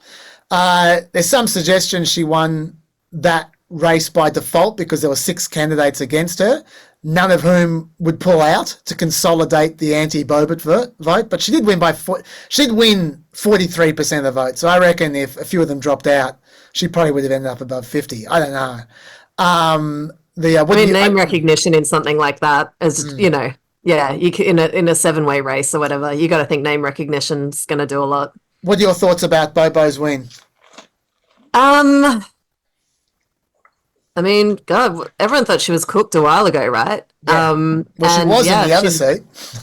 Yeah, she's kind of going to be the slightly sane Marjorie Taylor Greene, I guess. That's very generous to Bobo. But yeah, she's around for the long haul now. How useful? I don't ever see her or Marjorie Taylor Greene getting anywhere, to any position of seriousness. They're very handy to, do stunts and do all sorts of, dirty stuff, but they ever really going to be in a position of influence to affect the party. I suspect that the kind of people that have money and power and not going to let them too much into the tent. We'll see about that. So, I don't know. Making a vaping noise when you're speaking about Lauren Boebert. That's true. Yes. It's just an instinctive reaction to start vaping. I don't think Boebert. I think you're right about Boebert, but Marjorie Taylor Greene, I think, raises too much money for her to not end up in a position of influence if she wants to be in a position of influence. And I think she very much wants to be in the position of influence. But we'll see. That might be something to revisit. Fair enough. I don't know. I always sort of felt she looks happiest when she's, stalking Alexandria Ocasio-Cortez, with on Instagram Live or something. So she did look very happy when she did that, but she also looks pretty happy when she's stalking Mike Johnson. So yeah, anyway, we'll see. The next one, Bob Good, who is this is an interesting one, Bob Good, because theoretically he shouldn't be anywhere close to winning. He's locked in a real close one. Like, I think he's lost, but is really close. It was very close to 50-50. And he shouldn't theoretically be anywhere near it because he supported Ron DeSantis. And so Trump did not like that. Now, Good tried to win Trump's favor back by turning up to his trial in a blue suit and a red tie. which is as good as kneeling before him and doing the we're not worthy. But it didn't work. Trump posted he was bad for Virginia and bad for the USA before giving his opponent, John McGuire, his complete and total endorsement. So obviously, since Trump's against him, Marjorie Taylor Greene is against him because that's how it works. He also, Good, voted to get rid of Kevin McCarthy. And he's also been fighting Mike Johnson on Ukraine funding. So he's got enemies everywhere. He doesn't have any part of the caucus that seems to support him, apart from a couple of friends in the Freedom Caucus, because he's in the Freedom Caucus. But he doesn't have all of them. He's got a couple of them. Has he got Matt Gaetz? He's got Matt Gaetz. He's got Byron Donalds. He's got Chip Roy. And Matt Gaetz, the guy who everyone else hates, he's got. Yeah. but anyway, you look like, those guys, they got their own constituency, but still you'd think he'd be gone. But he looks like he might have lost by 327 votes to Navy SEAL John McGuire. Really, really close. I say he looks like it because he's calling electoral fraud, because that's what you do. But the interesting thing is that Republicans are sick of this shit, at least with him. I'll just read you some quotes from Axios. One House Republican told Axios, "No one's buying it, but all understand this is one of the several stages of electoral grief. It's the reflexive thing people who can't accept loss say these days." Next one, "Fuck Bob Good. Bob Good's a sore loser. His defense strengthens our majority." Another House Republican said. A different House Republican said, "I assume Bob Good is full of shit." Now, they're all anonymous, but Derek Van Orden's not. He said, "Of course Bob is claiming election fraud. He's grasping at straws to help save his political career. So I'm hoping we might be nearing the end of this era where people go on about electoral fraud all the time. If they're getting caught out by Republicans, I'm sure it'll be different if it was a Democrat.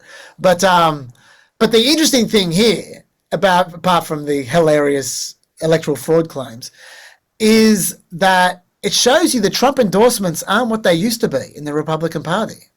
Yeah. Yeah, what's your take on that? Yeah, so I was really interested. So Dave Weigel, whose stuff I really like, he used to be Washington Post and now he's at Semaphore. He said that he thought it might be the worst primary night for Trump endorsed candidates so far this year. Well, I mean, so Mitt Romney's Senate seat in Utah. So Trump made a late move for Trent Staggs, who was some sort of small town mayor, I think. So it's an open Senate race.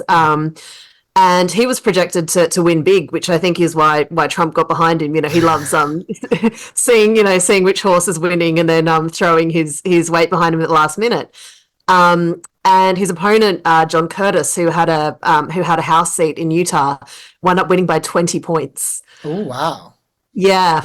Okay. So that's and there's also, I think there's another congressional seat in Utah, which Trump sort of got behind someone, and it's still too close to call at the moment.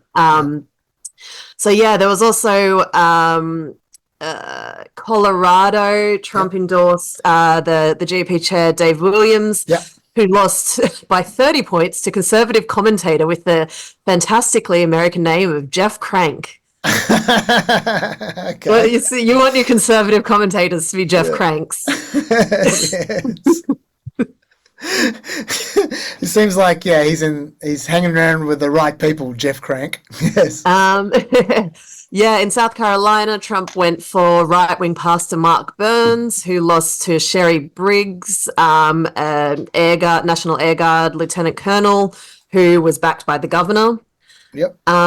We also saw, I'm not sure if you saw Governor Kemp in Georgia, did an interview where he admitted he didn't vote for Trump in the primary. I didn't. And they kept pushing him and saying, well, why? And he said, well, the race was over with. By the time it got here, I didn't need to vote for him because, the primary was settled. But I mean, I think Kemp has always been a fascinating figure because he's never, he's always sort of been fairly flagrantly anti-Trump, and in a state like Georgia, for a lot of people that'd sort of be, could potentially be politically suicidal. But he sort of always seemed to skate through. When you think about the, sort of refusing to do the what was it? Trump wanted the recount or whatever. So I thought it was quite interesting. It is interesting. Yeah, and then we've also there was also actually in South Carolina 3 of the female state senators who filibustered on the abortion ban all lost their primaries. Okay.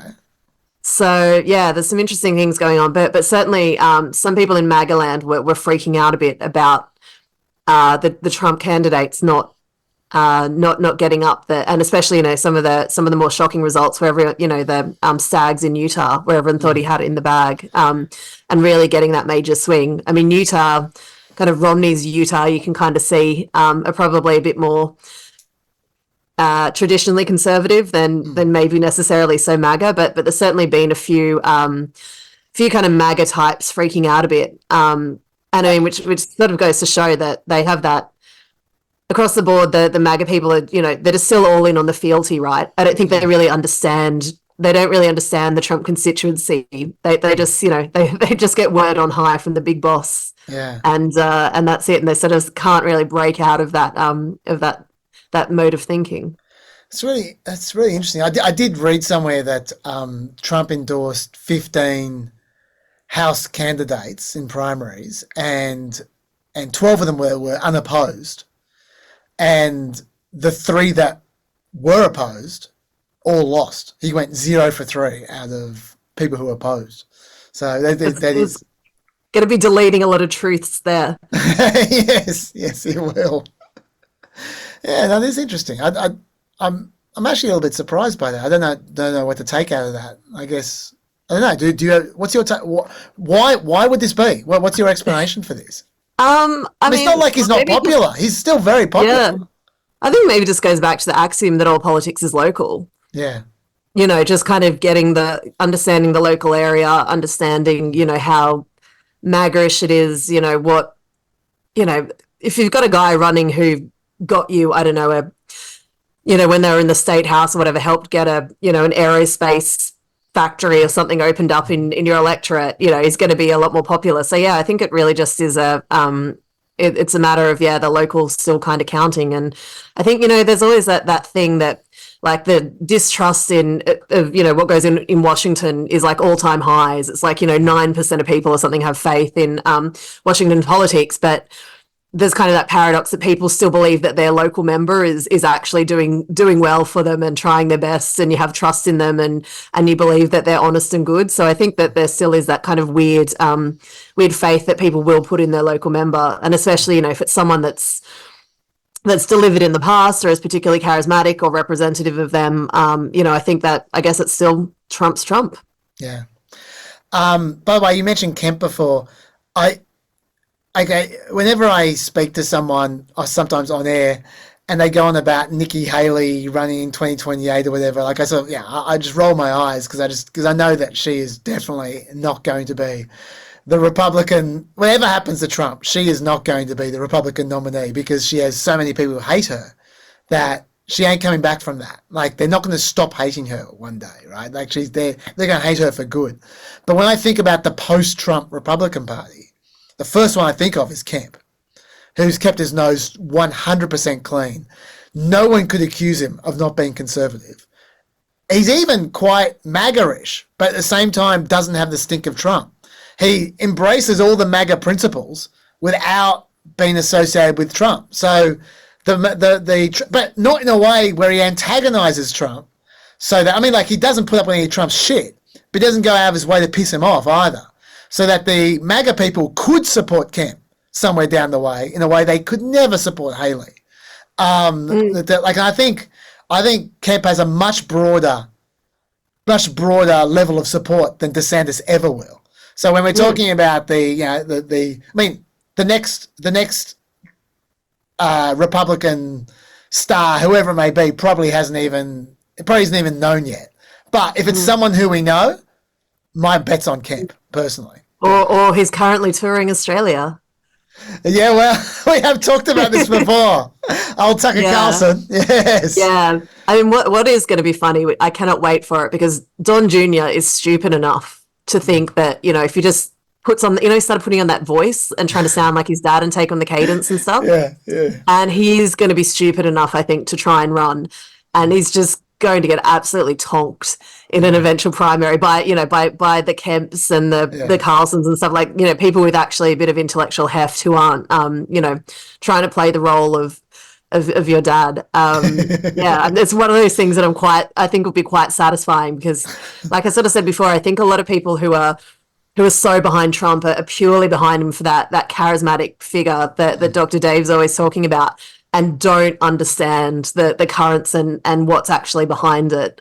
I think the party's certainly in for a real reckoning whenever Trump goes, but that's a long way down the track, and it is, an increasingly longer way down the track as time goes on.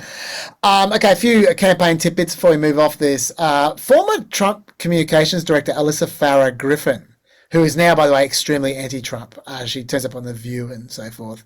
She said something the other day, which I thought's worth pointing out for reasons I'll get to in a second.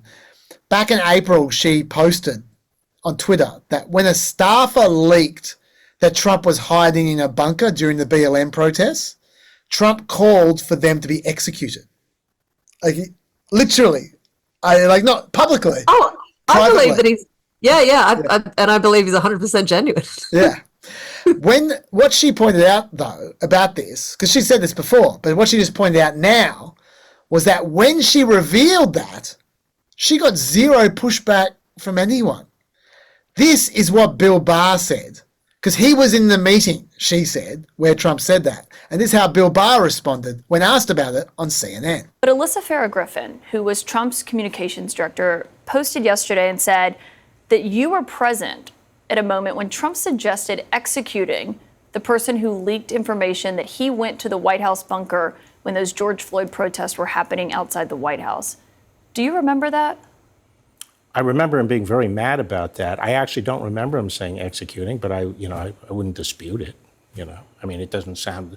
The president would lose his temper and say things like that. I doubt he would have actually carried it out. I don't. But he would say that on other occasions. You said the he would lose his president. temper. The president had I think people sometimes took him too literally, and he would say things like similar to that in occasions to blow off steam. But I wouldn't take him literally every time he did it. In a way, I think that was one of the worst possible answers he could have given. In that he said, "Oh, I don't remember, but it sounds right." Like, it gave the impression that this was something that Trump did a lot. And it's all very well for him to say, well, no one was going to do it, and I don't think he meant it. But if he's surrounded by yes men who are there to cater to every whim, I'm not saying he's just going to start executing people, but it says something about his temperament. And I think the most interesting thing was not just that Bill Barr didn't feel the need to deny it. He kind of confirmed it, really. But Stephen Chung, who is Trump's spokesperson and an extremely aggressive combatant, when you're saying something that is bad for Trump, he responds extremely aggressively. He doesn't hide in the shadows, this guy. He said, when asked about this, as president, Trump has said, the best revenge is the success and prosperity of all Americans. And that's it. He wouldn't confirm or deny the story.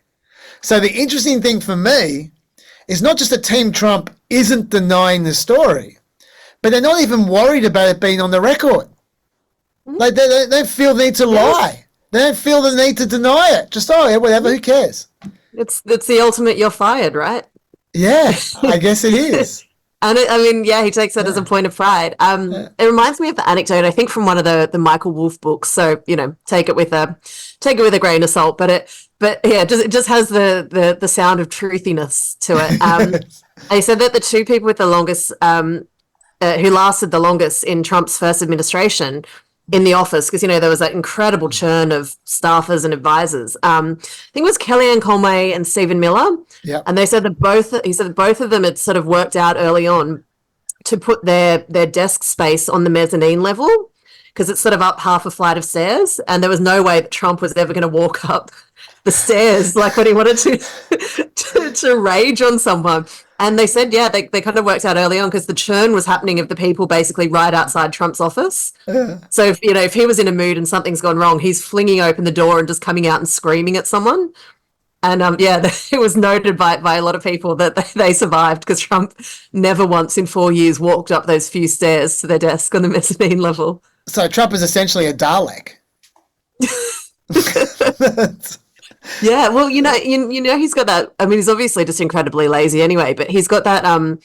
He's got some sort of weird, beliefs about things, and one of them is that in life you're given a certain amount of energy, and when you use up all of that energy, you die. Yeah, so that's why he doesn't.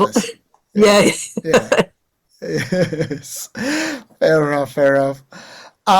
Okay, just while we're talking about things that they like or dislike, there's something which the Trump campaign definitely dislikes. They're worried about this ad from a super PAC called Pennsylvania Values. I'm going to play it to you and see what you think about it.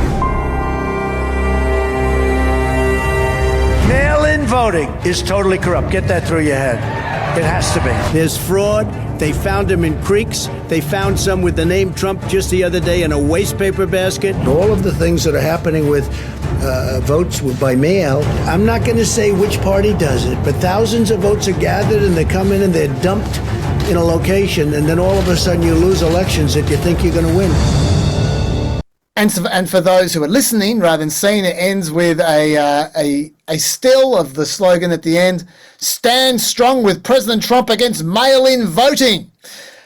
Okay, now obviously Trump isn't against mail-in voting anymore. He's trying to encourage them to do mail-in voting. They are just using his previous opposition against him.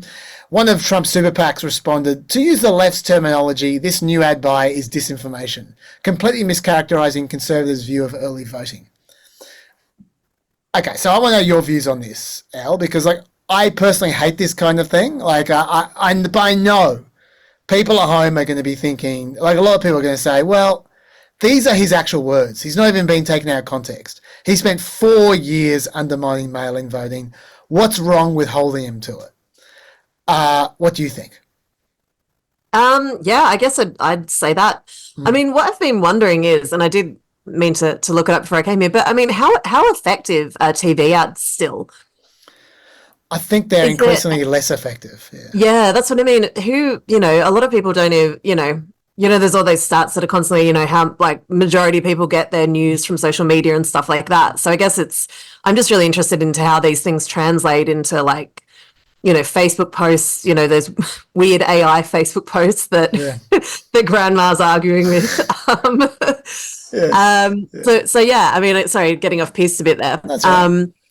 I mean, you're going to complain about integrity in American political television advertising. Good luck to you. I'm a bit Trumpian about a certain amount of energy in life. And I'm not going to devote much of it to getting mad about TV ads. So, Fair enough. Maybe tell me why you're mad. Okay, well, look, I mean, my view is just you either got standards or you don't. And if you drop your standards when they're convenient, then those are your actual standards. I wish I was such a wordsmith I could describe the contempt, the unbridled contempt that Elle just showed. That's fair enough, Elle. All the listeners agree with you. I know it. So that's okay. I'm sorry. I have been told that I have a very expressive face when I don't mean to be, and I didn't realise that I was that I was rolling my eyes or whatever. But that is look, totally you have principles, and I'm very, very happy for you. You don't need to patronise me. It's fine. It's fine. It's all good. It's all good. I'm not trying to convince you. I'm just explaining why it annoys me. But I know I'm one out. I know it. I'll just head back to the 19th century. It's okay. I was going to complain that I'm underslept because obviously the debate last night got me a bit overexcited. But I'm not going to tell the man who doesn't sleep that I'm a couple of hours short. So yeah. It's all good. Okay. Look, I got all kinds of campaign stuff here, but I'm just going to do one more thing, and then from then on, it's just you for the last 25 minutes or whatever we got you left. We'll just go through all your topics because I want to get as much of you as possible before we run out of L time. I can always do Chaz Unleashed afterwards. So as I say, one more campaign thing, which is that CNN had a really interesting report this week about Trump's ground game. And this is definitely worth backing over because it hasn't got much publicity. And look, after the debate, I know we keep on saying after the debate, maybe it doesn't matter. But if this ends up being a close election, this could really matter. Ever since Lara Trump took over the RNC, they've sacked a bunch of their ground game staffers. They're ex-experts. And they're relying on outside groups to do a lot of their work for them. We're talking about getting signatures, door knocking, getting people out to vote, lots of human-to-human contact, right? This is important stuff in campaigns, right? It gives you an extra 1 or 2%. You might be able to talk to that in a second. I'll just finish the story. One of the main groups they're using is a group called Turning Point, which is run by Moonhead Charlie Kirk. I don't know if he's distantly related to Bert Newton or if he lives in a beehive. The man has a very large head, right? And dolphin teeth. I think I've seen him described as having dolphin teeth and gums. That sounds also fair. Now, he's also known not just for his dolphin teeth and large head, but also for saying extremely unfortunate things on his podcast. Like, for instance, saying, if I see a black pilot, I'm going to be like, boy, I hope he's qualified. And going after Martin Luther King, of all people. There's a tweet from Charlie Kirk. The deification of MLK and his proto-DEI ideology what marks the exact moment that the progress of black America goes sideways? Their cities disintegrate, their families collapse, educational progress stagnates, they become enormously dependent on government support, crime explodes, and 25% of black men are incarcerated by age 25. You will know the tree by its fruit, he said, blaming MLK for all the woes of black America. Well, I mean, he's such a moron because he doesn't get the program, which is that everyone who argues against the DEI stuff uses Martin Luther King constantly because you say, don't judge people by the color of their skin. Yes. And it's like, you don't get that he's the guy that they constantly wheel out to, whack people over the head with. That's a great call, El. That's a great call. He's also, I've played one of his rants on this podcast. An extended riff I won't remind you of where he went on for about 3 minutes about how ugly and barren Taylor Swift is in his view because he looks so fine. But anyway, turning point with Charlie Kirk. They got a new scheme. His group allegedly are supposed to win over young voters. That's what they're meant to do, turning point. Yeah. But what they Can't do... get anyone in the room under 60, but... Exactly. I was going to say, what they actually do is hoover up money from old people. That's what they do. They raised $79 million in 2022. And they've now started doing ground game in elections, which is extremely lucrative. In 2022, they worked in Arizona, holding rallies, getting volunteers a door knock for Republican candidates, and engaged voters for the Senate, the governor, and the Secretary of State contests. Now, you might recall what happened to those 3 contests. The Republicans lost. Especially interesting was Kari Lake, who led Katie Hobbs, according to the polling, by 2.5 points, but lost the election by 0.7 of a point. Some might say that's a difference between a good ground game and a bad ground game. After that success, they started pushing a $108 million get out the vote scheme for the RNC called Chase the Vote. But it's only for 3 states. $108 million for Arizona, Georgia, and Wisconsin. And actual professionals thought that sounded pretty fishy. Longtime activist Eric Erickson said, any donor who thinks an organisation needs $108 million for a 3-state grassroots get out the vote campaign is being taken advantage of. It sounds like a grift. On that grifty note, an October 2023 AP investigation found top Turning Point officials steered at least $15 million to companies they, their friends and associates are affiliated with. And Kirk bought 3 high-end properties, all worth over $1 million, which include this new Spanish-style mansion near Phoenix, as well as a nearby apartment and a beachside condo on Florida's Gulf Coast. Anyway, Ronna McDaniel opposed the $108 million plan. I think you can see where this is going. It was around then that Charlie Kirk went to war with Ronna McDaniel. Now, he isn't the only one. Steve Bannon was campaigning against her as well all last year. But in early December, Charlie Kirk went nuclear against Ronna McDaniel on his show. You're a loser, a professional Romney infiltrating loser. Is there any difference now between the RNC and the DNC? I have a real question. Is Ronna McRomney there to make sure we lose in 2024? I am telling President Trump privately and publicly, he better remove her. Does Ronna Romney want Donald Trump in prison? That's a really interesting question. Is she an op? And I really think she's an infiltration at this point. I think she is an infiltration. So that wasn't subtle. In February, McDaniel was in a Mar-a-Lago meeting with Trump and his top advisor, Susie Wiles, and she apparently attacked Kirk right back. There are different reports on this. Some reports suggested she was focusing on how Charlie Kirk is alienating black voters with his anti-MLK rants. That sounds legit to me. And how Turning Point is competing for fundraising with Republicans. Now, it's not clear if she went into that meeting looking to knife Kirk or he just came up, but a highly placed Trump source told Real Clear Politics, what's true is that Ronna attempted to knife Charlie, but no one of importance in Trump's orbit bought the knifing. And this is what Donald Trump Jr. had to say, someone who Charlie Kirk once worked for, by the way. This is nothing more than fiction coming from people jealous of the close relationship Charlie has built with our family. He's in great standing with both my father and the entire Trump campaign. It's sad there are some people attempting to increase their own relevancy by manufacturing lies that Charlie's on the outs. Nothing could be further from the truth. Either way, McDaniel was soon gone, and Trump took Kirk's suggestion of installing Lara Trump as his co-chair. That was Charlie Kirk's idea. And then, surprise, surprise, Lara Trump and then Donald Trump Well, start taking interest in Kirk's Get Out the Vote plan, the $108 million plan in 3 states. Maybe it's because it reinforced all of Trump's desires to focus only on rallying the base. According to Kirk, is Kirk or... No, the turning point person. The prevailing wisdom of the consultant class before was, let's go to those swing districts and really try and move those voters. We don't agree. We're going where the Republicans are. We're going to drive up the score in those areas and get the people that stayed home in 2020 or 2022. Let's see how that works out, shall we? Personally, I mean, Trump is the ultimate turnout machine. I don't know what Charlie Kirk's going to do. But I'm personally counting Wisconsin as a Democrat win right now because that's one of those states. If Trump loses in Arizona, you know why. Because he's winning by 3 or 4 points.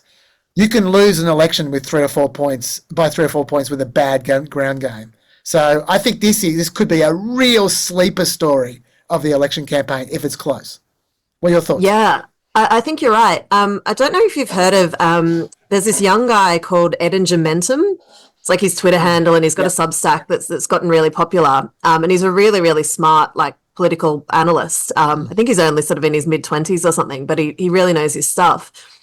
And he's got a pretty good track record of predicting elections. And I think the last lot of midterms when everyone sort of thought it was going to be a real slaughterhouse for the Democrats, and he sort of was saying for a while, no, I think that they're going to do well. And one of his long-standing theories has been that, which is these turning point people, they kind of doing their, if they're going to take over the ground game, right? These guys are just professional culture warriors who are completely sort of unmoored from things. And when they sort of start turning up on people's doorsteps and start, because they really love their moral panic about gay and trans issues and things like that. And if you start turning up on, suburban mum in Phoenix's doorstep and start going on about, kids' genitals and using identifying as a cat and, kind of all these moral panic stuff and, talking about people with blue hair. If you turn up on someone's doorstep and start babbling about that shit, they're going to go, you're the crazy one, not the people you're trying to warn us about. It is a bit of a cliche, but suburban mums and things like that are an important vote. And if you're turning up to tell them, oh, you got to disown your kids, they're freaks, they're weirdos. That's not really going to fly. And I think you're right. I think this is the kind of sleeper issue that these guys are so up their own arse for, excuse the terminology, but not really understanding that there are actually more important political things than whatever's giving you hits on YouTube. And I think if you're going to let these professional culture warriors take over, like you said, the really important stuff of ground game, I don't understand why knocking on people's doors helps, but it's, it's a pretty well proven thing. If someone's knocking on my door, they can piss off. I don't want to talk about politics with them. But yeah, it does seem to work. And I think, giving into these guys who are also just complete grifters, and who are media figures who don't get politics is could be a fatal idea. And I think it's something you and Dave have both been talking to for a while, which is how much the party is giving everything over to Trump is going to be not even necessarily long term is going to be pretty disastrous for the party. And I think this kind of stuff is probably where it's going to show up first. Fair enough. Okay, so Elle, this is the Elle zone. Where until you're done, you just talk about whatever you want to talk about. You pick a topic. I want to sting. I want an Elle zone sting. I'll give you a ramshackle sting right now of my own making, an amateur one. It's the Elle zone. Ding. There we go. But actually, the Elle zone does sound like it's like the loser's corner. You're in the Elle zone. Oh yeah. Well, that sting did sound appropriate then. Yeah. Well, yeah. Speaking of, okay, so I thought I'd just do a quick Ukraine update because I've please become the Ukraine guy. Become the Ukraine correspondent. And I actually just spoke this morning to a friend who's a reporter on Ukraine. Just got back from there and who has a lot of contacts in government and stuff. And needless to say, they are all shitting themselves after the debate. Yeah, I honestly this could be the kind of thing if they really think that that Biden's done, this could really, this could potentially change their, entire peace calculations. But so interesting kind of stats nugget to begin with. So the average age of a Ukrainian soldier at the moment on the front lines is now 43. That's up about 10 years since the start of the war.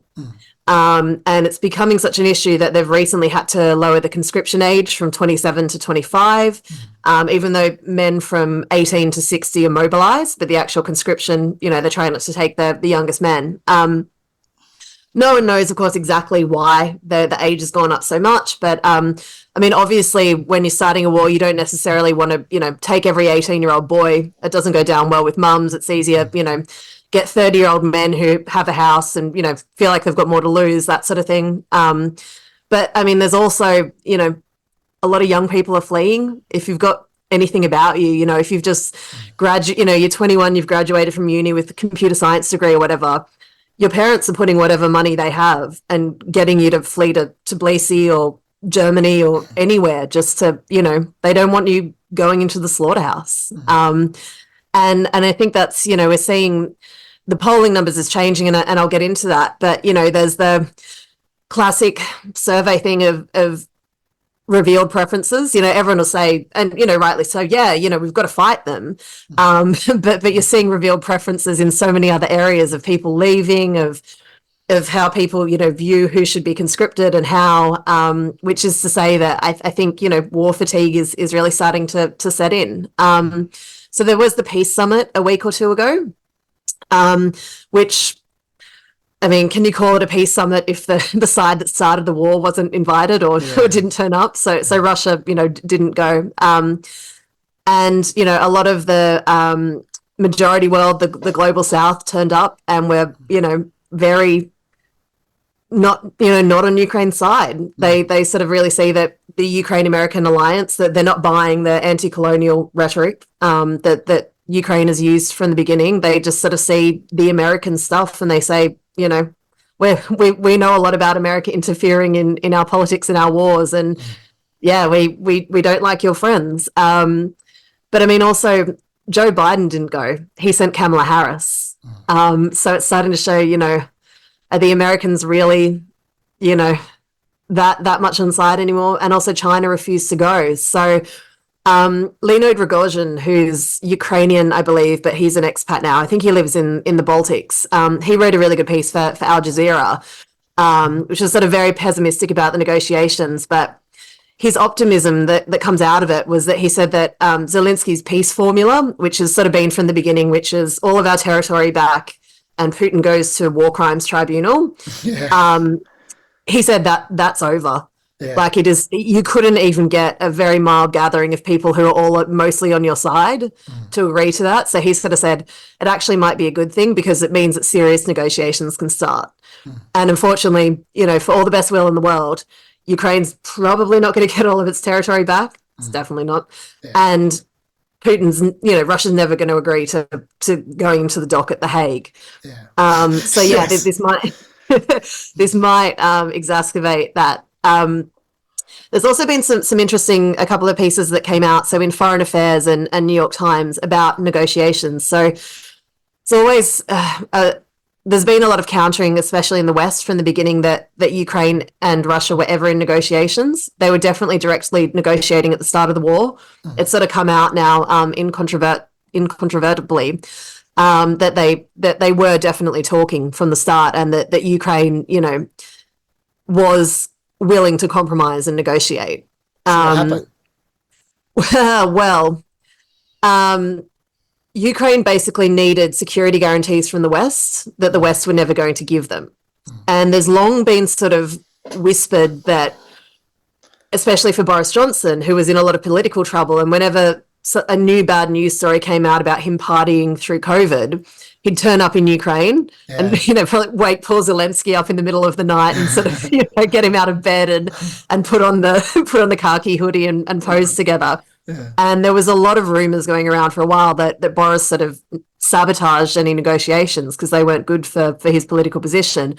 I don't think it was ever that clear. And if, the US ever wanted to put their thumb on the scale, they would have the ultimate say. But it certainly seems like the West probably could have been a better friend to Ukraine early on than they were. And, providing, it's always going to be that, Russia's position, I think, will always have to be that Ukraine has neutrality. So NATO is never going to happen. And the West has just always refused to say that they wouldn't let Ukraine into NATO, even though they were never going to let Ukraine into NATO. I mean, clearly, I don't know. The Hardy peace plan is like letting them into the EU, say we're not going to have NATO, and do, the mother of all Marshall plans to help rebuild the country. Because the other thing is, for all of Biden's friendliness and, we're standing with Ukraine and everything, he's giving them loans. He's selling them weapons. They're giving them the odd, bit of goodwill. But, the latest aid package that was approved is $50 billion in loans against Russia's the assets that they've frozen of Russia. But these are still loans. So just one final thing. So hang on, just quickly, just to clarify that. So you're saying that thing about taking the interest from Russia's assets, that's still a loan. I thought that was a gift. Yeah, the latest one is a loan, and they're saying it's held against the frozen Russian assets. So in theory, it should never have to be a loan, because if they ever sell the assets, then that would pay off the loan. But as I understand, selling frozen assets is an act of war. Yeah. So, which is why the West has never done it, because they have a lot of stuff that they could sell. Yeah, but if you actually do that, that is technically a declaration of war. Okay. Yeah. Oh no. So yeah, I mean, it's all paths are leading to some form of negotiation at the moment, which I think might be coming a little bit sooner. I wanted to ask another question on something you just mentioned before. You mentioned about EU. Now, I know it was it was at least controversial in some circles when earlier this week Zelensky was talking about joining the EU. And I don't really understand why. Like, why would that be a problem? I totally understand why it'd be controversial to join NATO. Like when you're talking about security guarantees and you're talking about Article 5, and which says if Russia puts one finger wrong, that they potentially are fighting the entirety of NATO. That's a world war there. So I get that. But why does it matter whether Ukraine's in the EU or not to Russia? I don't think that, as far as I know, I don't think that would be a real sticking point. Okay. I guess it was just, it just would bring them closer.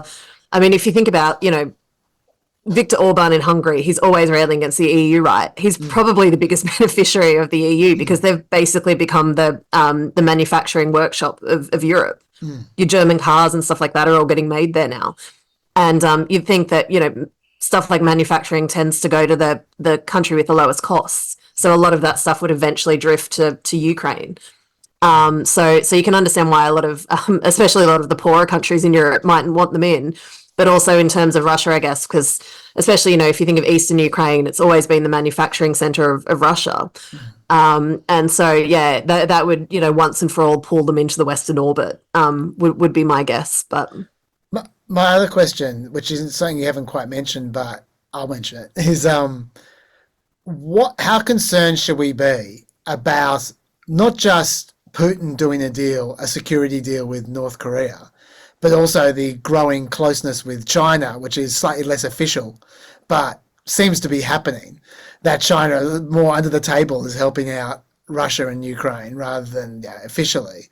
But this sort of alliance that's forming between China, Russia, and North Korea, how much of a concern is that?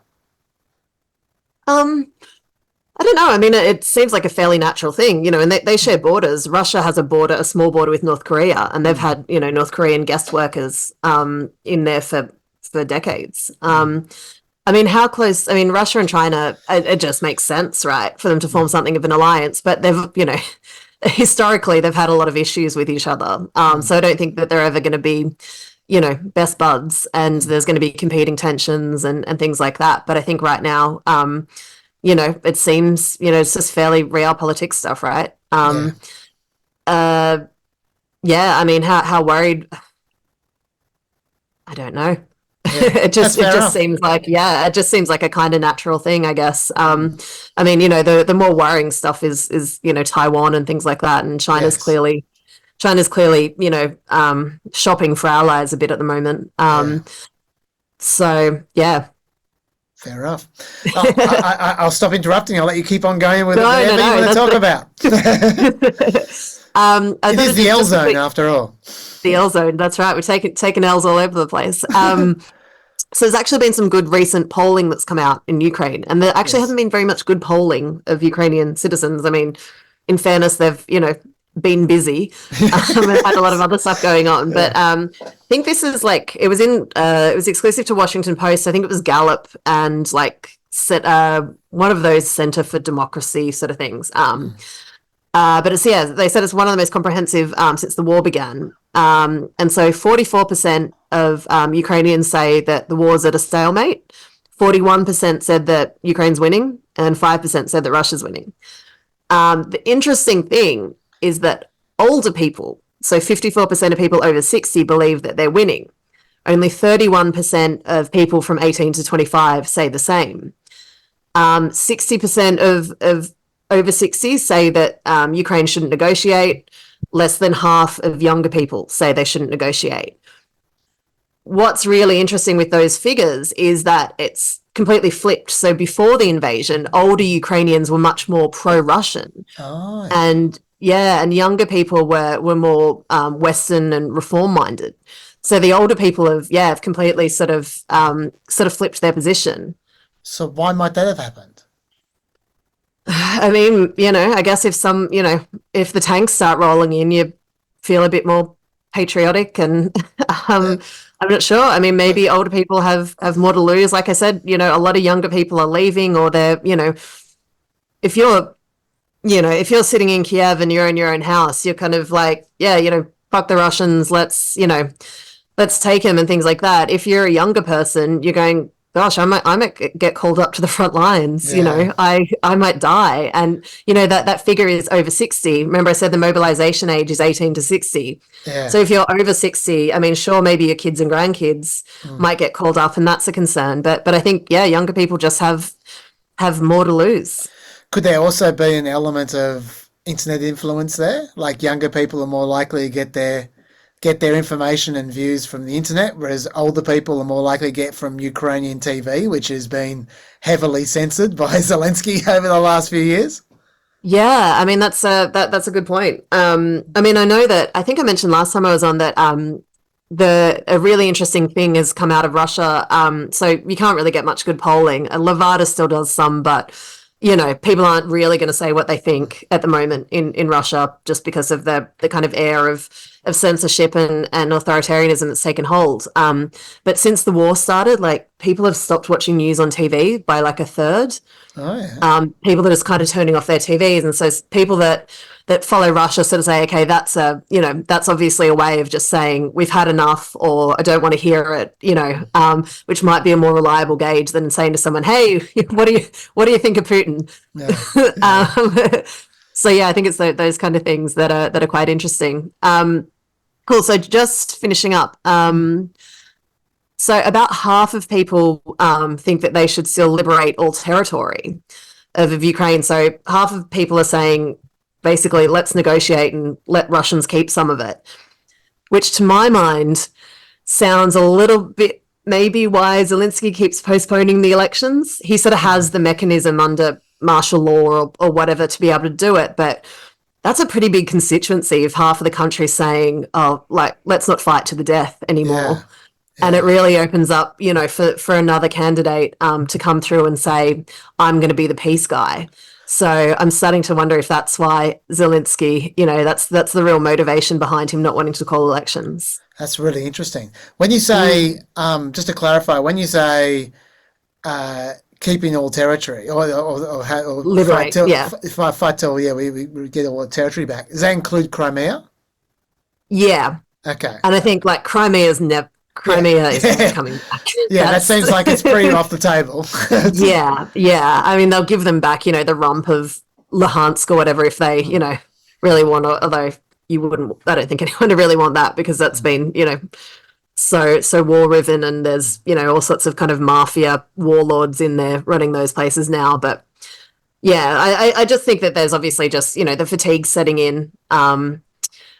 When I spoke to my reporter friend who just got back from there a day or two ago this morning, he said, there's a lot more optimism than there was in January, February at the moment.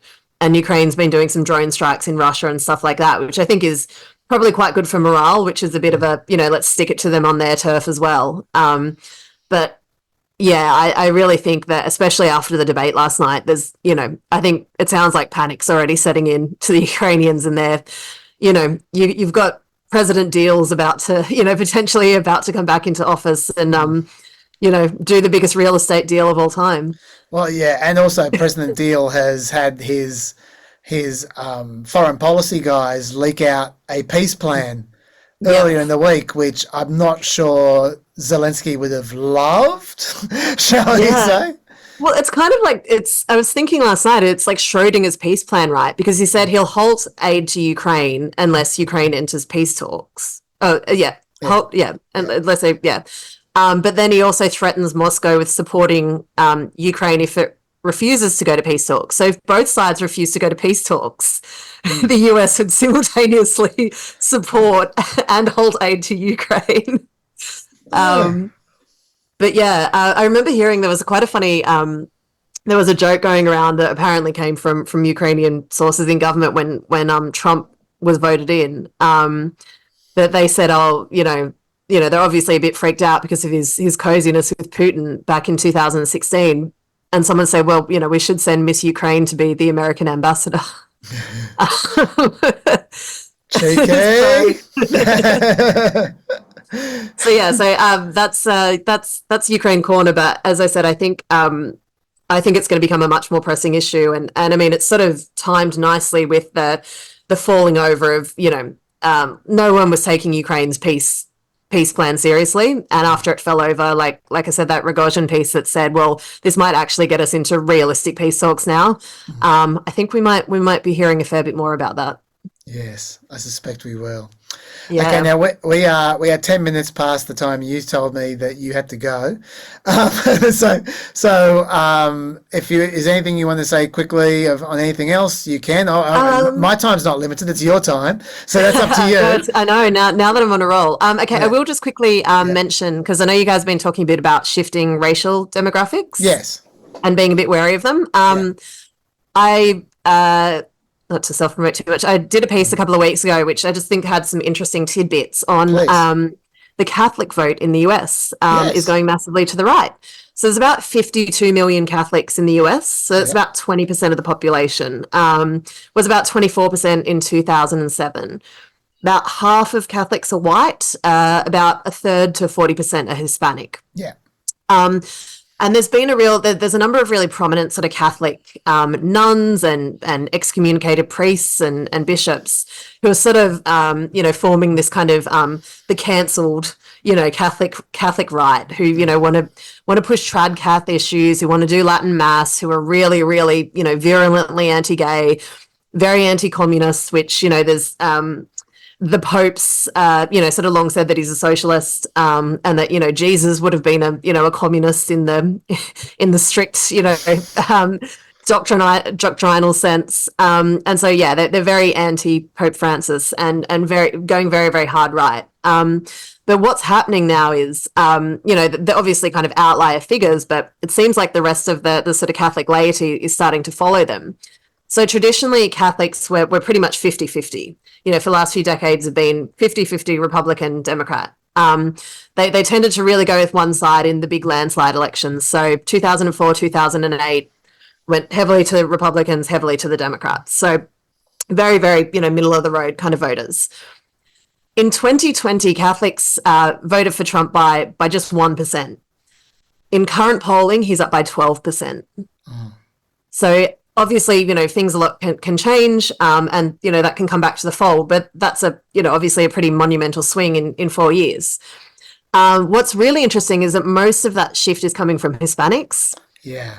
So in 2016 and 2020, Hispanic Catholics voted around 2 to 1 for the Democrats. In current polling, they have Biden ahead by only 49 to 47. Wow. And I mean, once again, things can change. They might, come much more back to the fold as the election gets closer. But basically the same poll in 2020 had them at 67 to 26 for Biden. So it really seems to confirm that the swing is in. And it's a bit similar to how we've seen, particularly in border towns in Texas, where a lot of Hispanics are converting to evangelicalism. Evangelicals are hard in the tent for Trump. And Catholics were always Hispanic Catholics were always kind of the opposite. And it seems that they're starting to look a lot more like evangelicals, which is basically to say that Trump, MAGA, GOP is really just becoming is taking all of the Christian vote now. And obviously, Black Protestants have always been a big outlier and have hugely behind the Democratic Party. And they're still overwhelmingly Democratic. But now, on sort of the latest religious polling, which religious polling in the US is pretty good, about 18% of Black Protestants are leaning towards voting for Trump. So it's already double of the actual people that voted for Trump in 2020 and 6 times the amount. So only 3% of Black Protestants voted for Trump in 2016. Wow.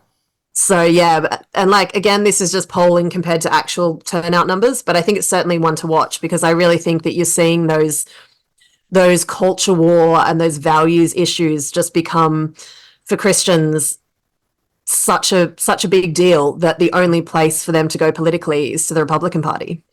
So my question to you is, since seen as Catholics are such a large subsection of the Hispanic population, there are two potential things going on here which are contradictory. Either you've got Catholics because of Catholics becoming Trumpier, that is making Hispanics seem slightly Trumpier just because Hispanic Catholics are moving towards Trump. So it's really a Catholic thing, not a Hispanic thing. Or it's the opposite. Hispanics are moving to Trump, and since so many Hispanics are Catholics, we're seeing that result bleed over into the Catholic vote. Do you have an opinion about which one it is? Is it Hispanics driving this, or is it Catholics driving this?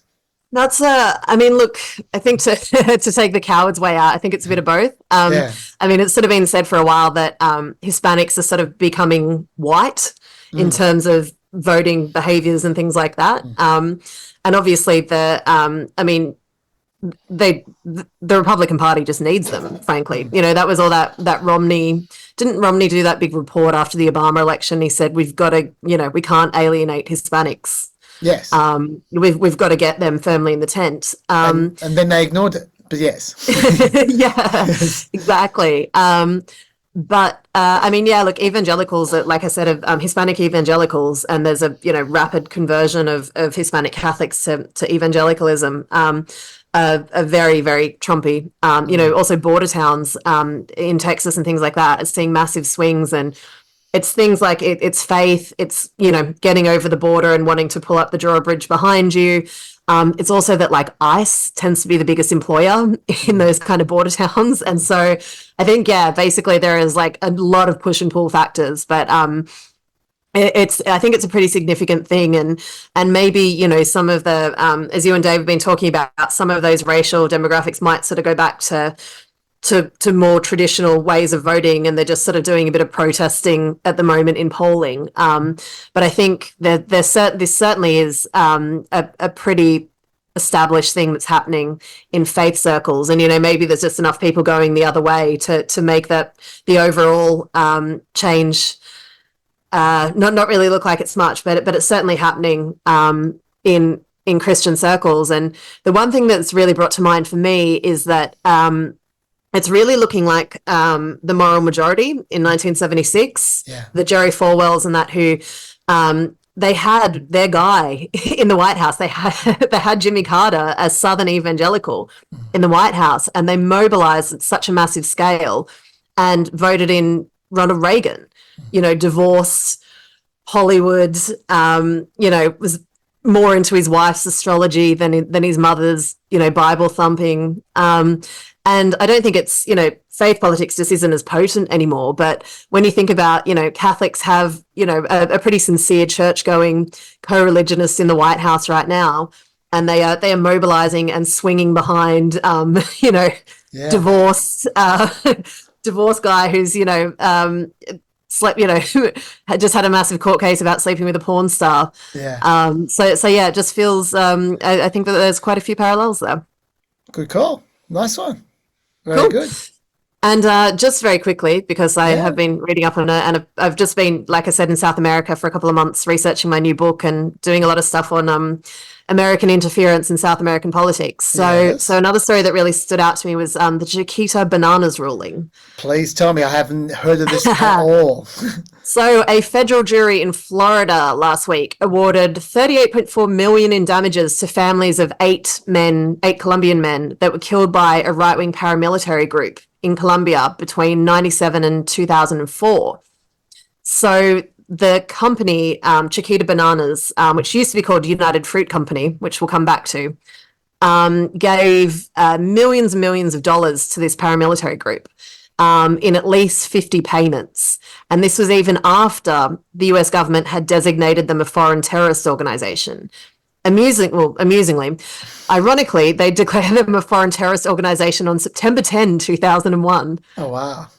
Yeah, which surprised me because for some reason I thought the list came in after the day after. But hey, so lawyers for the plaintiffs believe that it's the first time a large US corporation has been held responsible for crimes against foreign nationals in a US court. And in 2007, Chiquita already paid a large fine to the US government for giving money to the group. And they gave money to the group. They admitted and signed a document saying, yeah, sorry, we did this. They gave money to the paramilitary group both through intermediaries and direct payments to them. So yeah, the paper trail was just unimpeachable. I mean, of course, they're appealing this ruling now because they're saying we had to do it for protection. But you know, it turned out that the head of Chiquita's local subsidiary in this part of Colombia met with the head of this paramilitary group in person, and the paramilitary group said to them, you know, pay up because we're going to get rid of FARC, who were the left-wing guerrillas in the Colombian sort of civil war for a long time. And it looks like they paid something like 50. Oh no, sorry. So yeah, Chiquita wound up making about 50 million in profits from this little subsidiary in this part of Colombia where they were paying off the paramilitaries. And it was the company's most profitable arm. Okay, so were they paying them off for business reasons or for ideological reasons? Well, depends if you're the lawyer for the the plaintiff or the lawyer for the defendant. So yeah, obviously the plaintiffs were saying that this was a you know, going along to get along, I suppose, is you know, that they were sort of all in the tent together, and it was more beneficial for them, for the right-wing paramilitary to be in charge of the area, and obviously the Chiquita lawyers are saying no, they had to do this. You know, that was classic standover man kind of thing. If we wanted to keep picking the bananas, we had to pay up these guys. It was lawless, etc.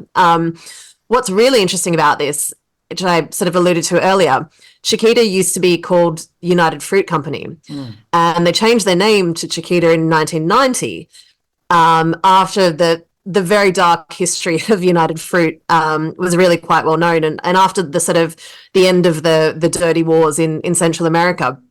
So United Fruit Company has been around for over a century. In 1928, they enabled the massacre of striking banana workers in Colombia. Most famously, infamously, in Guatemala in 1954, they convinced the CIA and the Dulles brothers, who did a lot of work for United Fruit, to launch a coup against the elected president Arbenz, the elected Guatemalan president, which basically ushered in 30, 40 years of constant civil war in Guatemala, so millions killed, and it was all for this fruit company for Americans to have cheap bananas. So they have a really dark history. It's why they're no longer called United Fruit, because it's so synonymous with American corporate, you know, with American corporations with deep governmental ties, just overthrowing Central and South American governments. And so, yeah, I think, and I mean, a jury in Florida saying, you know, this is bad. I think that's somewhat significant. And the lawyers really hope it's going to be a bellwether. So I think we're going to see a slew of cases coming up now from US sort of corporate crimes in Central and South America. It is amazing, American politics. You think you know it all, and there's always some area you just haven't heard of it at all. There's always more. It's just always more. It's such a fascinating topic, American politics. I'm so glad that you were happy to stay so far past the time that you said that you couldn't stay, so you could share that with us. Yeah, well, I mean, yeah, that's it for me now. You can do your Chaz Unleashed. That's exactly what I'm going to do after the white flash. Thank you so much, Elle. Thank you for having me. We'll see you next time, and I'll see all you guys after the white flash for Chaz Unleashed. Welcome to the other side of the white flash. It is Chaz Unleashed. And it looks to me like I've got about 27 minutes left, which isn't nearly enough for all the stuff I've got here to talk about. I've got about 2 hours worth of material. I'm making the choice to rattle through some Supreme Court stuff, at least some, because I know there's going to be so much more in the next podcast, and I don't want the next podcast to be all about Supreme Court when there's going to be, I suspect, quite a lot of news to talk about then. Apologies on the first 3/4 of this podcast. I only realized afterwards that I didn't have me and Elle in split screens the whole time, so it went from full screen me to full screen Elle, which is a slightly more boring way to watch it if you're watching it, but whatever. You still have the podcast. Let's rail through. Okay, so I'm going to just talk about Rahimi to begin with. Let's see how much time we got after that. First of all, let's start with the history of Bruin, which was the big guns case back in 2021 actually. Clarence Thomas wrote this ruling in New York State Rifle and Pistol Association versus Bruin. It held that regulations on a firearm must be, quote, consistent with the nation's historical tradition of firearm regulation in order to be constitutional. But what does that mean? Consistent with the nation's historical tradition of firearm regulation. How do you assess tradition? Bruin said to show that the gun law is consistent with this nation's historical tradition of firearm regulation, the government had to point to analogous regulations that existed when the Constitution was framed. But in the case of the gun regulation overturned by Bruin, there were actually 3 laws that you could point to from the time that were analogues to the New York law in question. And they said that wasn't enough. So if 3 wasn't enough, how much do you need? Who knows?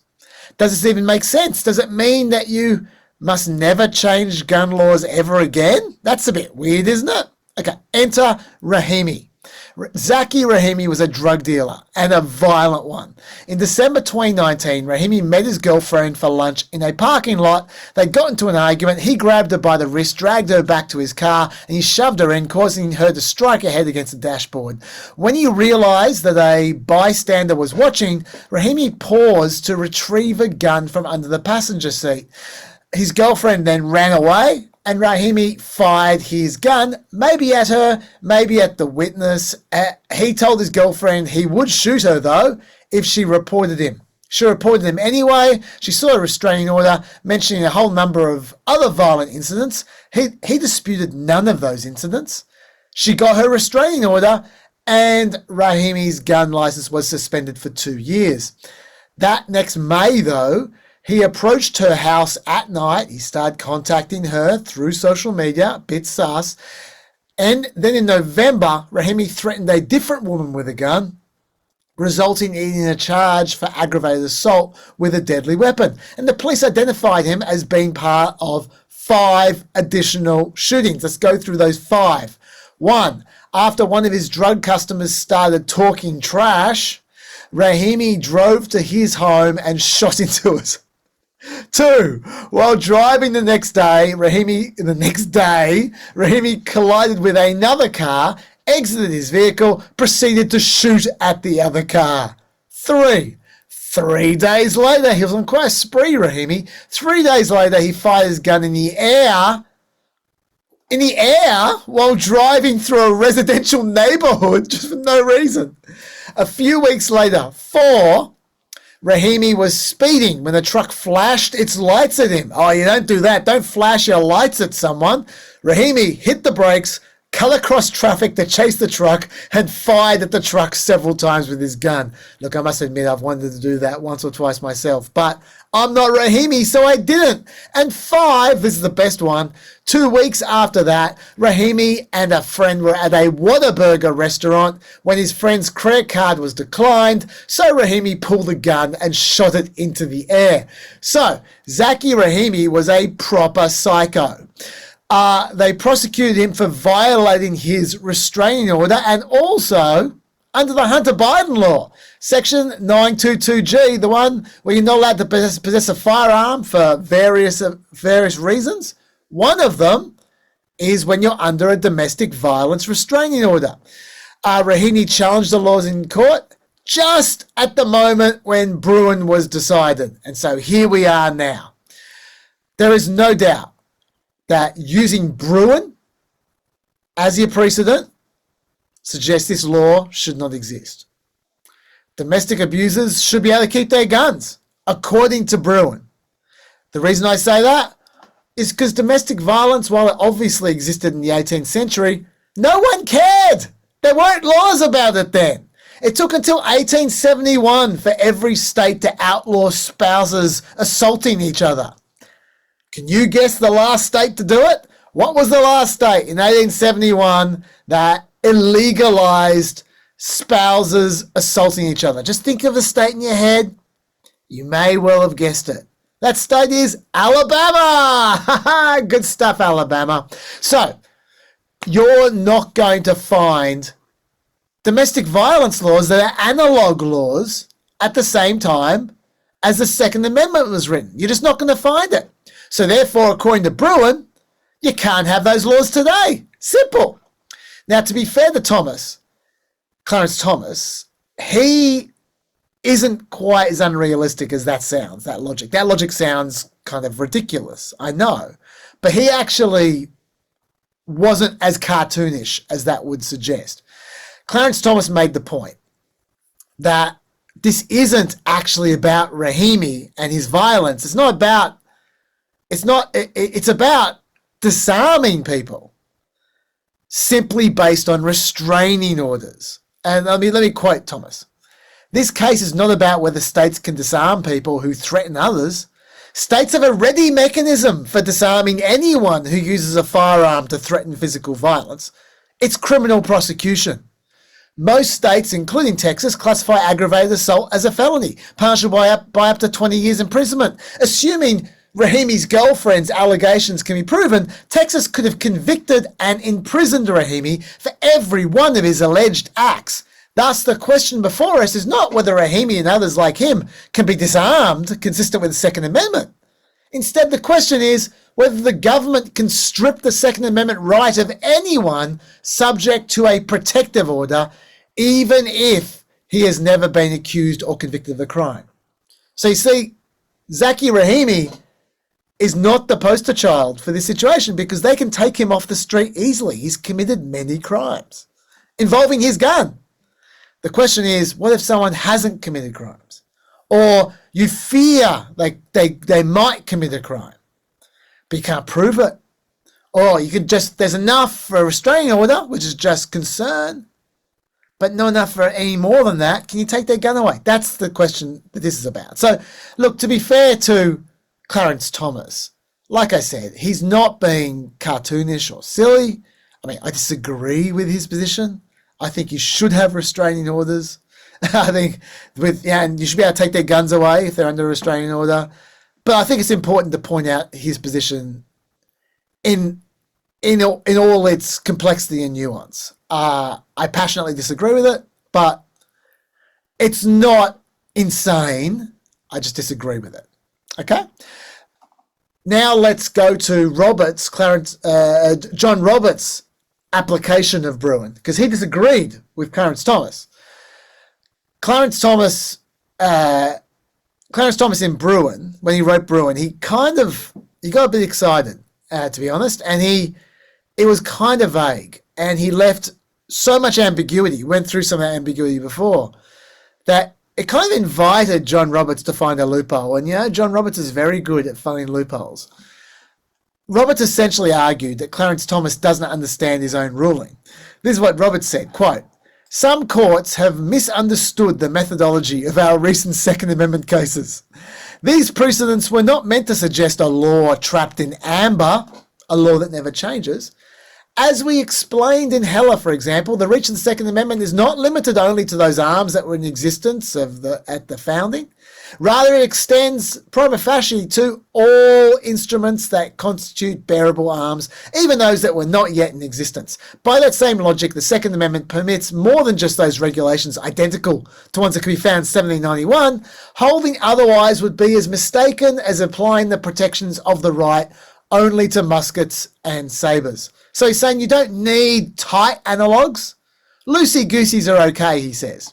They weren't okay in Bruin, but under John Roberts' version of Bruin, they're fine.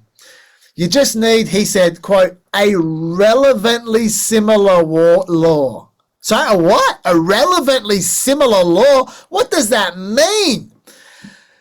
He says that means if laws at the founding regulated firearm use to address particular problems, that will be a strong indicator that contemporary laws impose similar restrictions for similar reasons fall within a permissible category of regulations. So let's nail this down. In this case, he said, since the founding, our nation's firearm laws have included provisions preventing individuals who threaten physical harm to others from misusing firearms.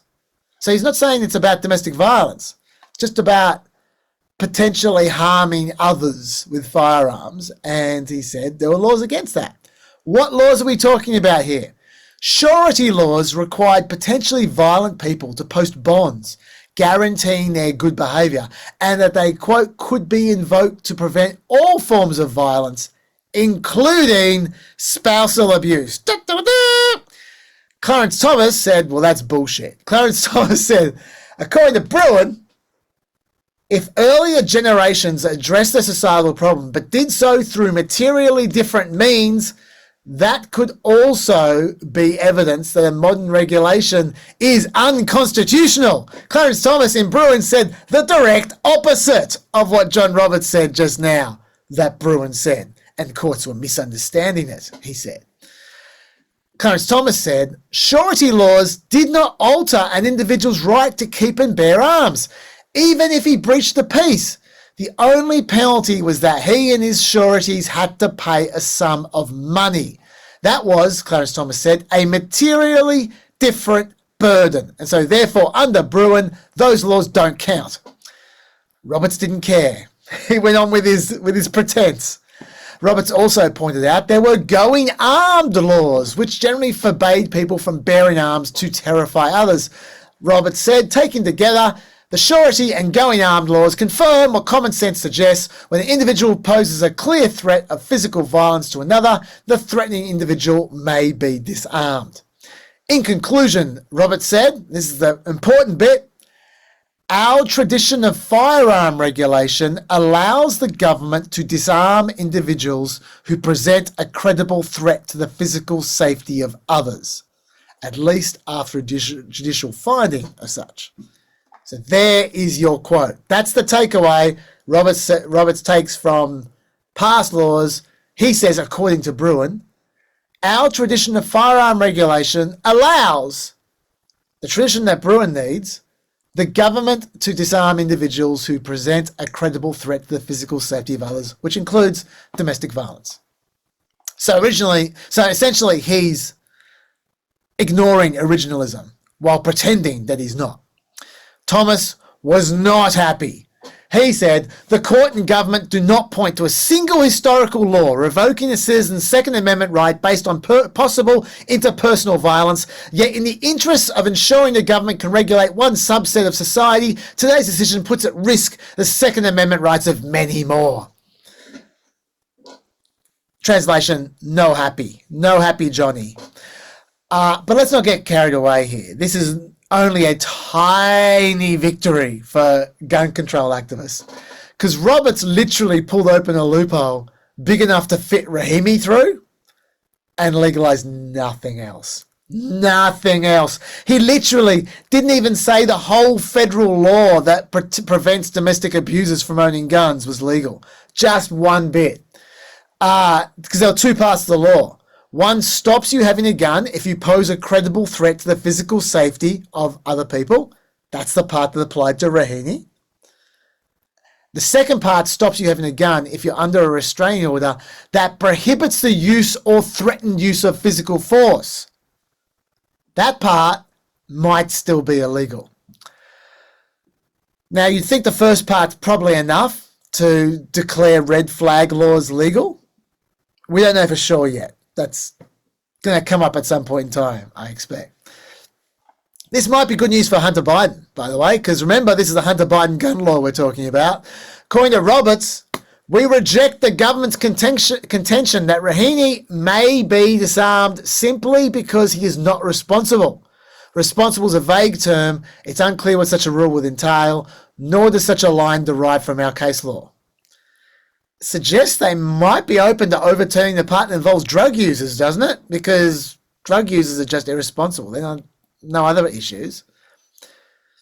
Having said that, Hunter has plenty of reasons to end up in jail, so I wouldn't be feeling too good about that if I was Hunter Biden. To Judge Ketanji Brown Jackson, she really takes no shit. She was just saying she was the only one who didn't have the pretense about Bruin. She just said, nah, Bruin's garbage. Just get rid of it. Jackson quoted a dozen different law court opinions begging the Supreme Court to tell them exactly how Bruin is supposed to work. She quoted one judge, "Courts operating in good faith are struggling at every stage of the Bruin inquiry. Those struggles encompass numerous, often dispositive, difficult questions." She said they need to clear up this whole area of law. She said the ruling inches that ball forward, but it's becoming increasingly obvious that there are miles to go. Meanwhile, the rule of law suffers. That ideal, key to our democracy, thrives on legal standards that foster stability, facilitate consistency, and promote predictability. So far, Bruin's history-focused test ticks none of those boxes. She's blunt, is Jackson. Finally, I'm going to talk more about these guys in the next pod with all the other Supreme Court cases. Finally, there's Amy Coney Barrett, which I did flag before. I think she's going to be a real player in the next podcast and probably for years to come. She's starting to sound louder and louder concerns about originalism, full stop. These are some of them. Imposing a test that demands overly specific analogues has serious problems. To name two, it forces 21st century regulations to follow late 18th century policy choices, giving us a law trapped in amber, that phrase again. And it assumes that founding era legislatures maximally exercise their power to regulate, thereby adopting a use it or lose it view of legislative authority. She's right. Such assumptions are flawed and originalism does not require them. She's right. She's just right. She's got them dead to rights. Also, scattered cases or regulations pulled from history may have little bearing on the meaning of the text. She's right again. She's saying they cherry pick, and boy does Thomas cherry pick. She still went with Roberts she agreed with Roberts's majority ruling, but these are pretty on-point critiques of originalism. I think we're going to hear more from her about originalism in the next podcast. She's pulling out more and more of these. I think essentially what she's doing, just to cut to the chase, spoiler alert, is to set a higher bar for what's good enough for originalism, just to keep on lifting the bar to the point where most cases just aren't going to meet the bar. I think that might be the means by which she's trying to kill it. But I'll talk more about this in the future. I get the feeling she's going to be a bogeyman judge for conservatives pretty soon. I've got 10 minutes left. Let's try and get through the student debt thing. The SAVE plan I've told you about is Biden's new student loan forgiveness plan. It's in trouble. This first plan was blocked by the Supreme Court, I think rightly, because they stretched the law beyond recognition. They used the HEROES Act, which was passed after 9/11, and it gave the Education Secretary the power to waive or modify any statutory or regulatory provision to protect borrowers affected by terrorist attacks. In 2003, Congress expanded that to include borrowers affected by a war or other military operation or national emergency. So then in 2022, they were trying to use that law to forgive student loans because of the pandemic, because they said that was an emergency. Look, at that point in time, the pandemic was pretty much over. The pandemic didn't affect anyone's student debt because all the debt was frozen, and they were getting paid as well through welfare under COVID. You recall those payouts. It was just bullshit that they were affected by COVID, but that was their pretext. The Supreme Court slapped it down. So I agreed with the Supreme Court there. Elizabeth Warren also always said that was the wrong law to use. They should have used the Higher Education Act instead. So for attempt 2 to forgive student debt, that's what they did. They have lots of little forgivenesses under step 2. I won't bore you with the details, but I'll just say the legal basis was Section 455 of the Higher Education Act, which gives the Department of Education the power to establish, quote, income contingent repayment schedules that shall require payments that vary in relation to the appropriate portion of the annual income of the borrower and the borrower's spouse, if applicable, as determined by a Secretary of Education. What they said essentially is they can set the payments to vary in relation to the appropriate portion of the annual income of the borrower, and they said the appropriate portion of the annual income of the borrower should be 0. So that's how they forgive the debt. Seems like it's not in the spirit of the law to me. To just a law which says you can change the repayment to an appropriate level to say, oh yeah, the appropriate level is to just cancel the whole debt. I don't think that was the intention of the legislature when they passed that law. But now we have 2 different Obama appointees who agree with me, and they've blocked attempt 2. The first court question, general, is standing. Do any of these guys have standing? Because remember, there's always a problem. We talk about standing all the time. Standing is when you need to be negatively affected by some government action to take them to court. If you're not personally negatively affected, you can't take them to court. So who is negatively affected by forgiving student debts? Who is worse off because student debts are forgiven? It's a tough question. Turned out the state of Missouri has standing because it has a state agency called the Higher Education Loan Authority of the state of Missouri, or MAHELA, that services federally backed student loans. Since it services the loans, it gets a little bit of interest when serving the loans. It gets a little slice of them, right? And so their income is reduced if those loans are forgiven because they don't get that slice anymore. The court paid that. So yes, you are affected. You are actually harmed by this. So then you go a court case. Right, there were 2 court judgments. Number 1, in Alaska versus Department of Education, Judge Daniel Crabtree of the District of Kansas, he pointed to a new Supreme Court doctrine that's just begun existing recently, which is the major questions doctrine. We're going to talk more about this with some of the cases before the Supreme Court at the moment as well, possibly next week.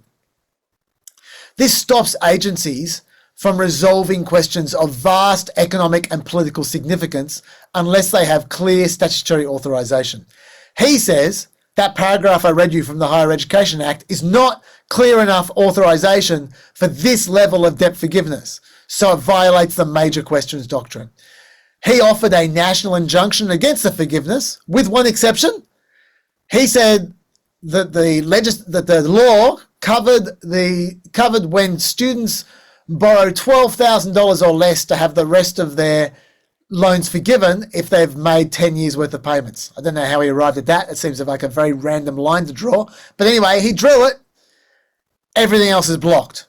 That was the first decision. The second decision was from Judge Ross in Missouri. He said, the plain text of the statute does not support defendant's position.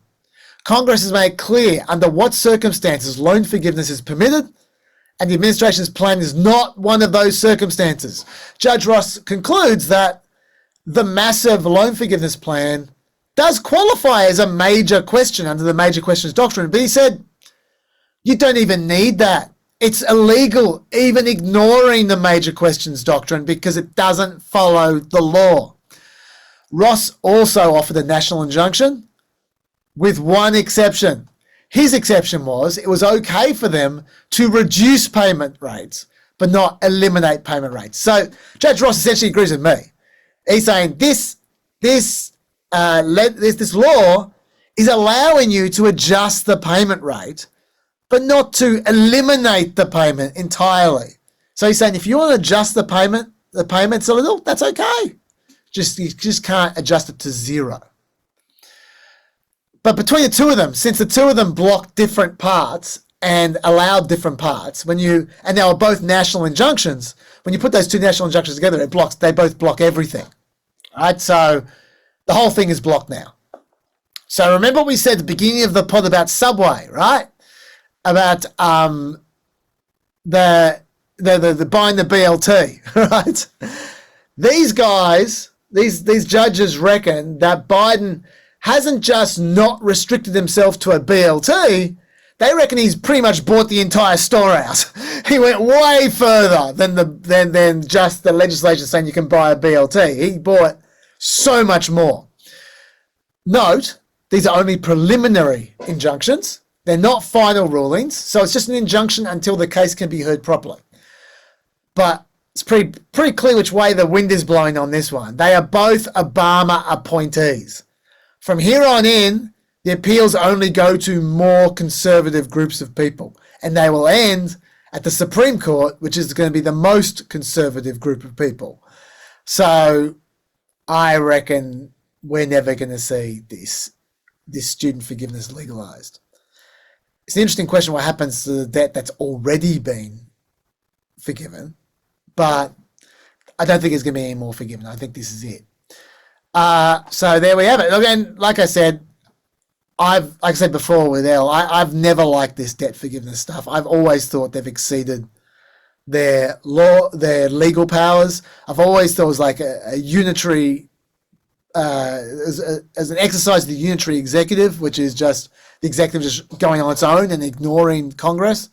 I hate that. I hated it when Dick Cheney was doing it under Bush. I hated it when Trump was doing that to pay for his wall and to push his tariffs through. And I hate it when Biden's doing it. There's more and more of this shit, and I don't like any of it.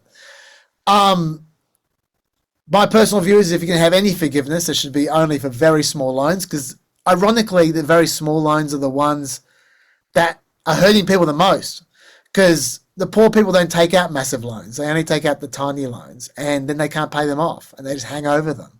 So if you're going to have forgiveness, they're the ones to worry about, not the big loans. But for the bigger loans, this is what you should do. I've said this 1,000 times. So I'll just say it one more time in case you haven't heard it. You should allow student loan debt to be eliminated by bankruptcy, because right now, some shysters back in the 70s passed legislation, and I think Joe Biden passed more legislation to help that out, by the way, in the early 2000s when he was in the pockets of the credit card industry. When you go bankrupt, you can't discharge your student debt.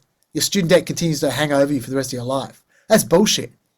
You should be able to discharge your student debt with bankruptcy. And if you take out this massive loan, which doesn't improve your income, and the uni's putting out this shitty degree, which is of no value whatsoever, then, you know what? Too bad, uni. You're not getting your money. They're going to go bankrupt, and then you're not getting any more. So I'm perfectly comfortable with that. I just don't think we should get in the system, get in the habit of the federal government just coming on in over the top every few years and just forgiving lots of debt. Because then the whole system breaks down and unis think they can charge you anything because they know the government's going to bail them out. Whatever. That's what was going on with the student debt, in case you're wondering. And I'm out of time. So I didn't even get to policy time. I've got so much policy time. It's been in weeks. There's going to be a big policy time coming in the next Chaz Unleashed. Let me tell you, I won't subject Richie to it. But I am going to be talking to Richie. We're scheduled for next Monday.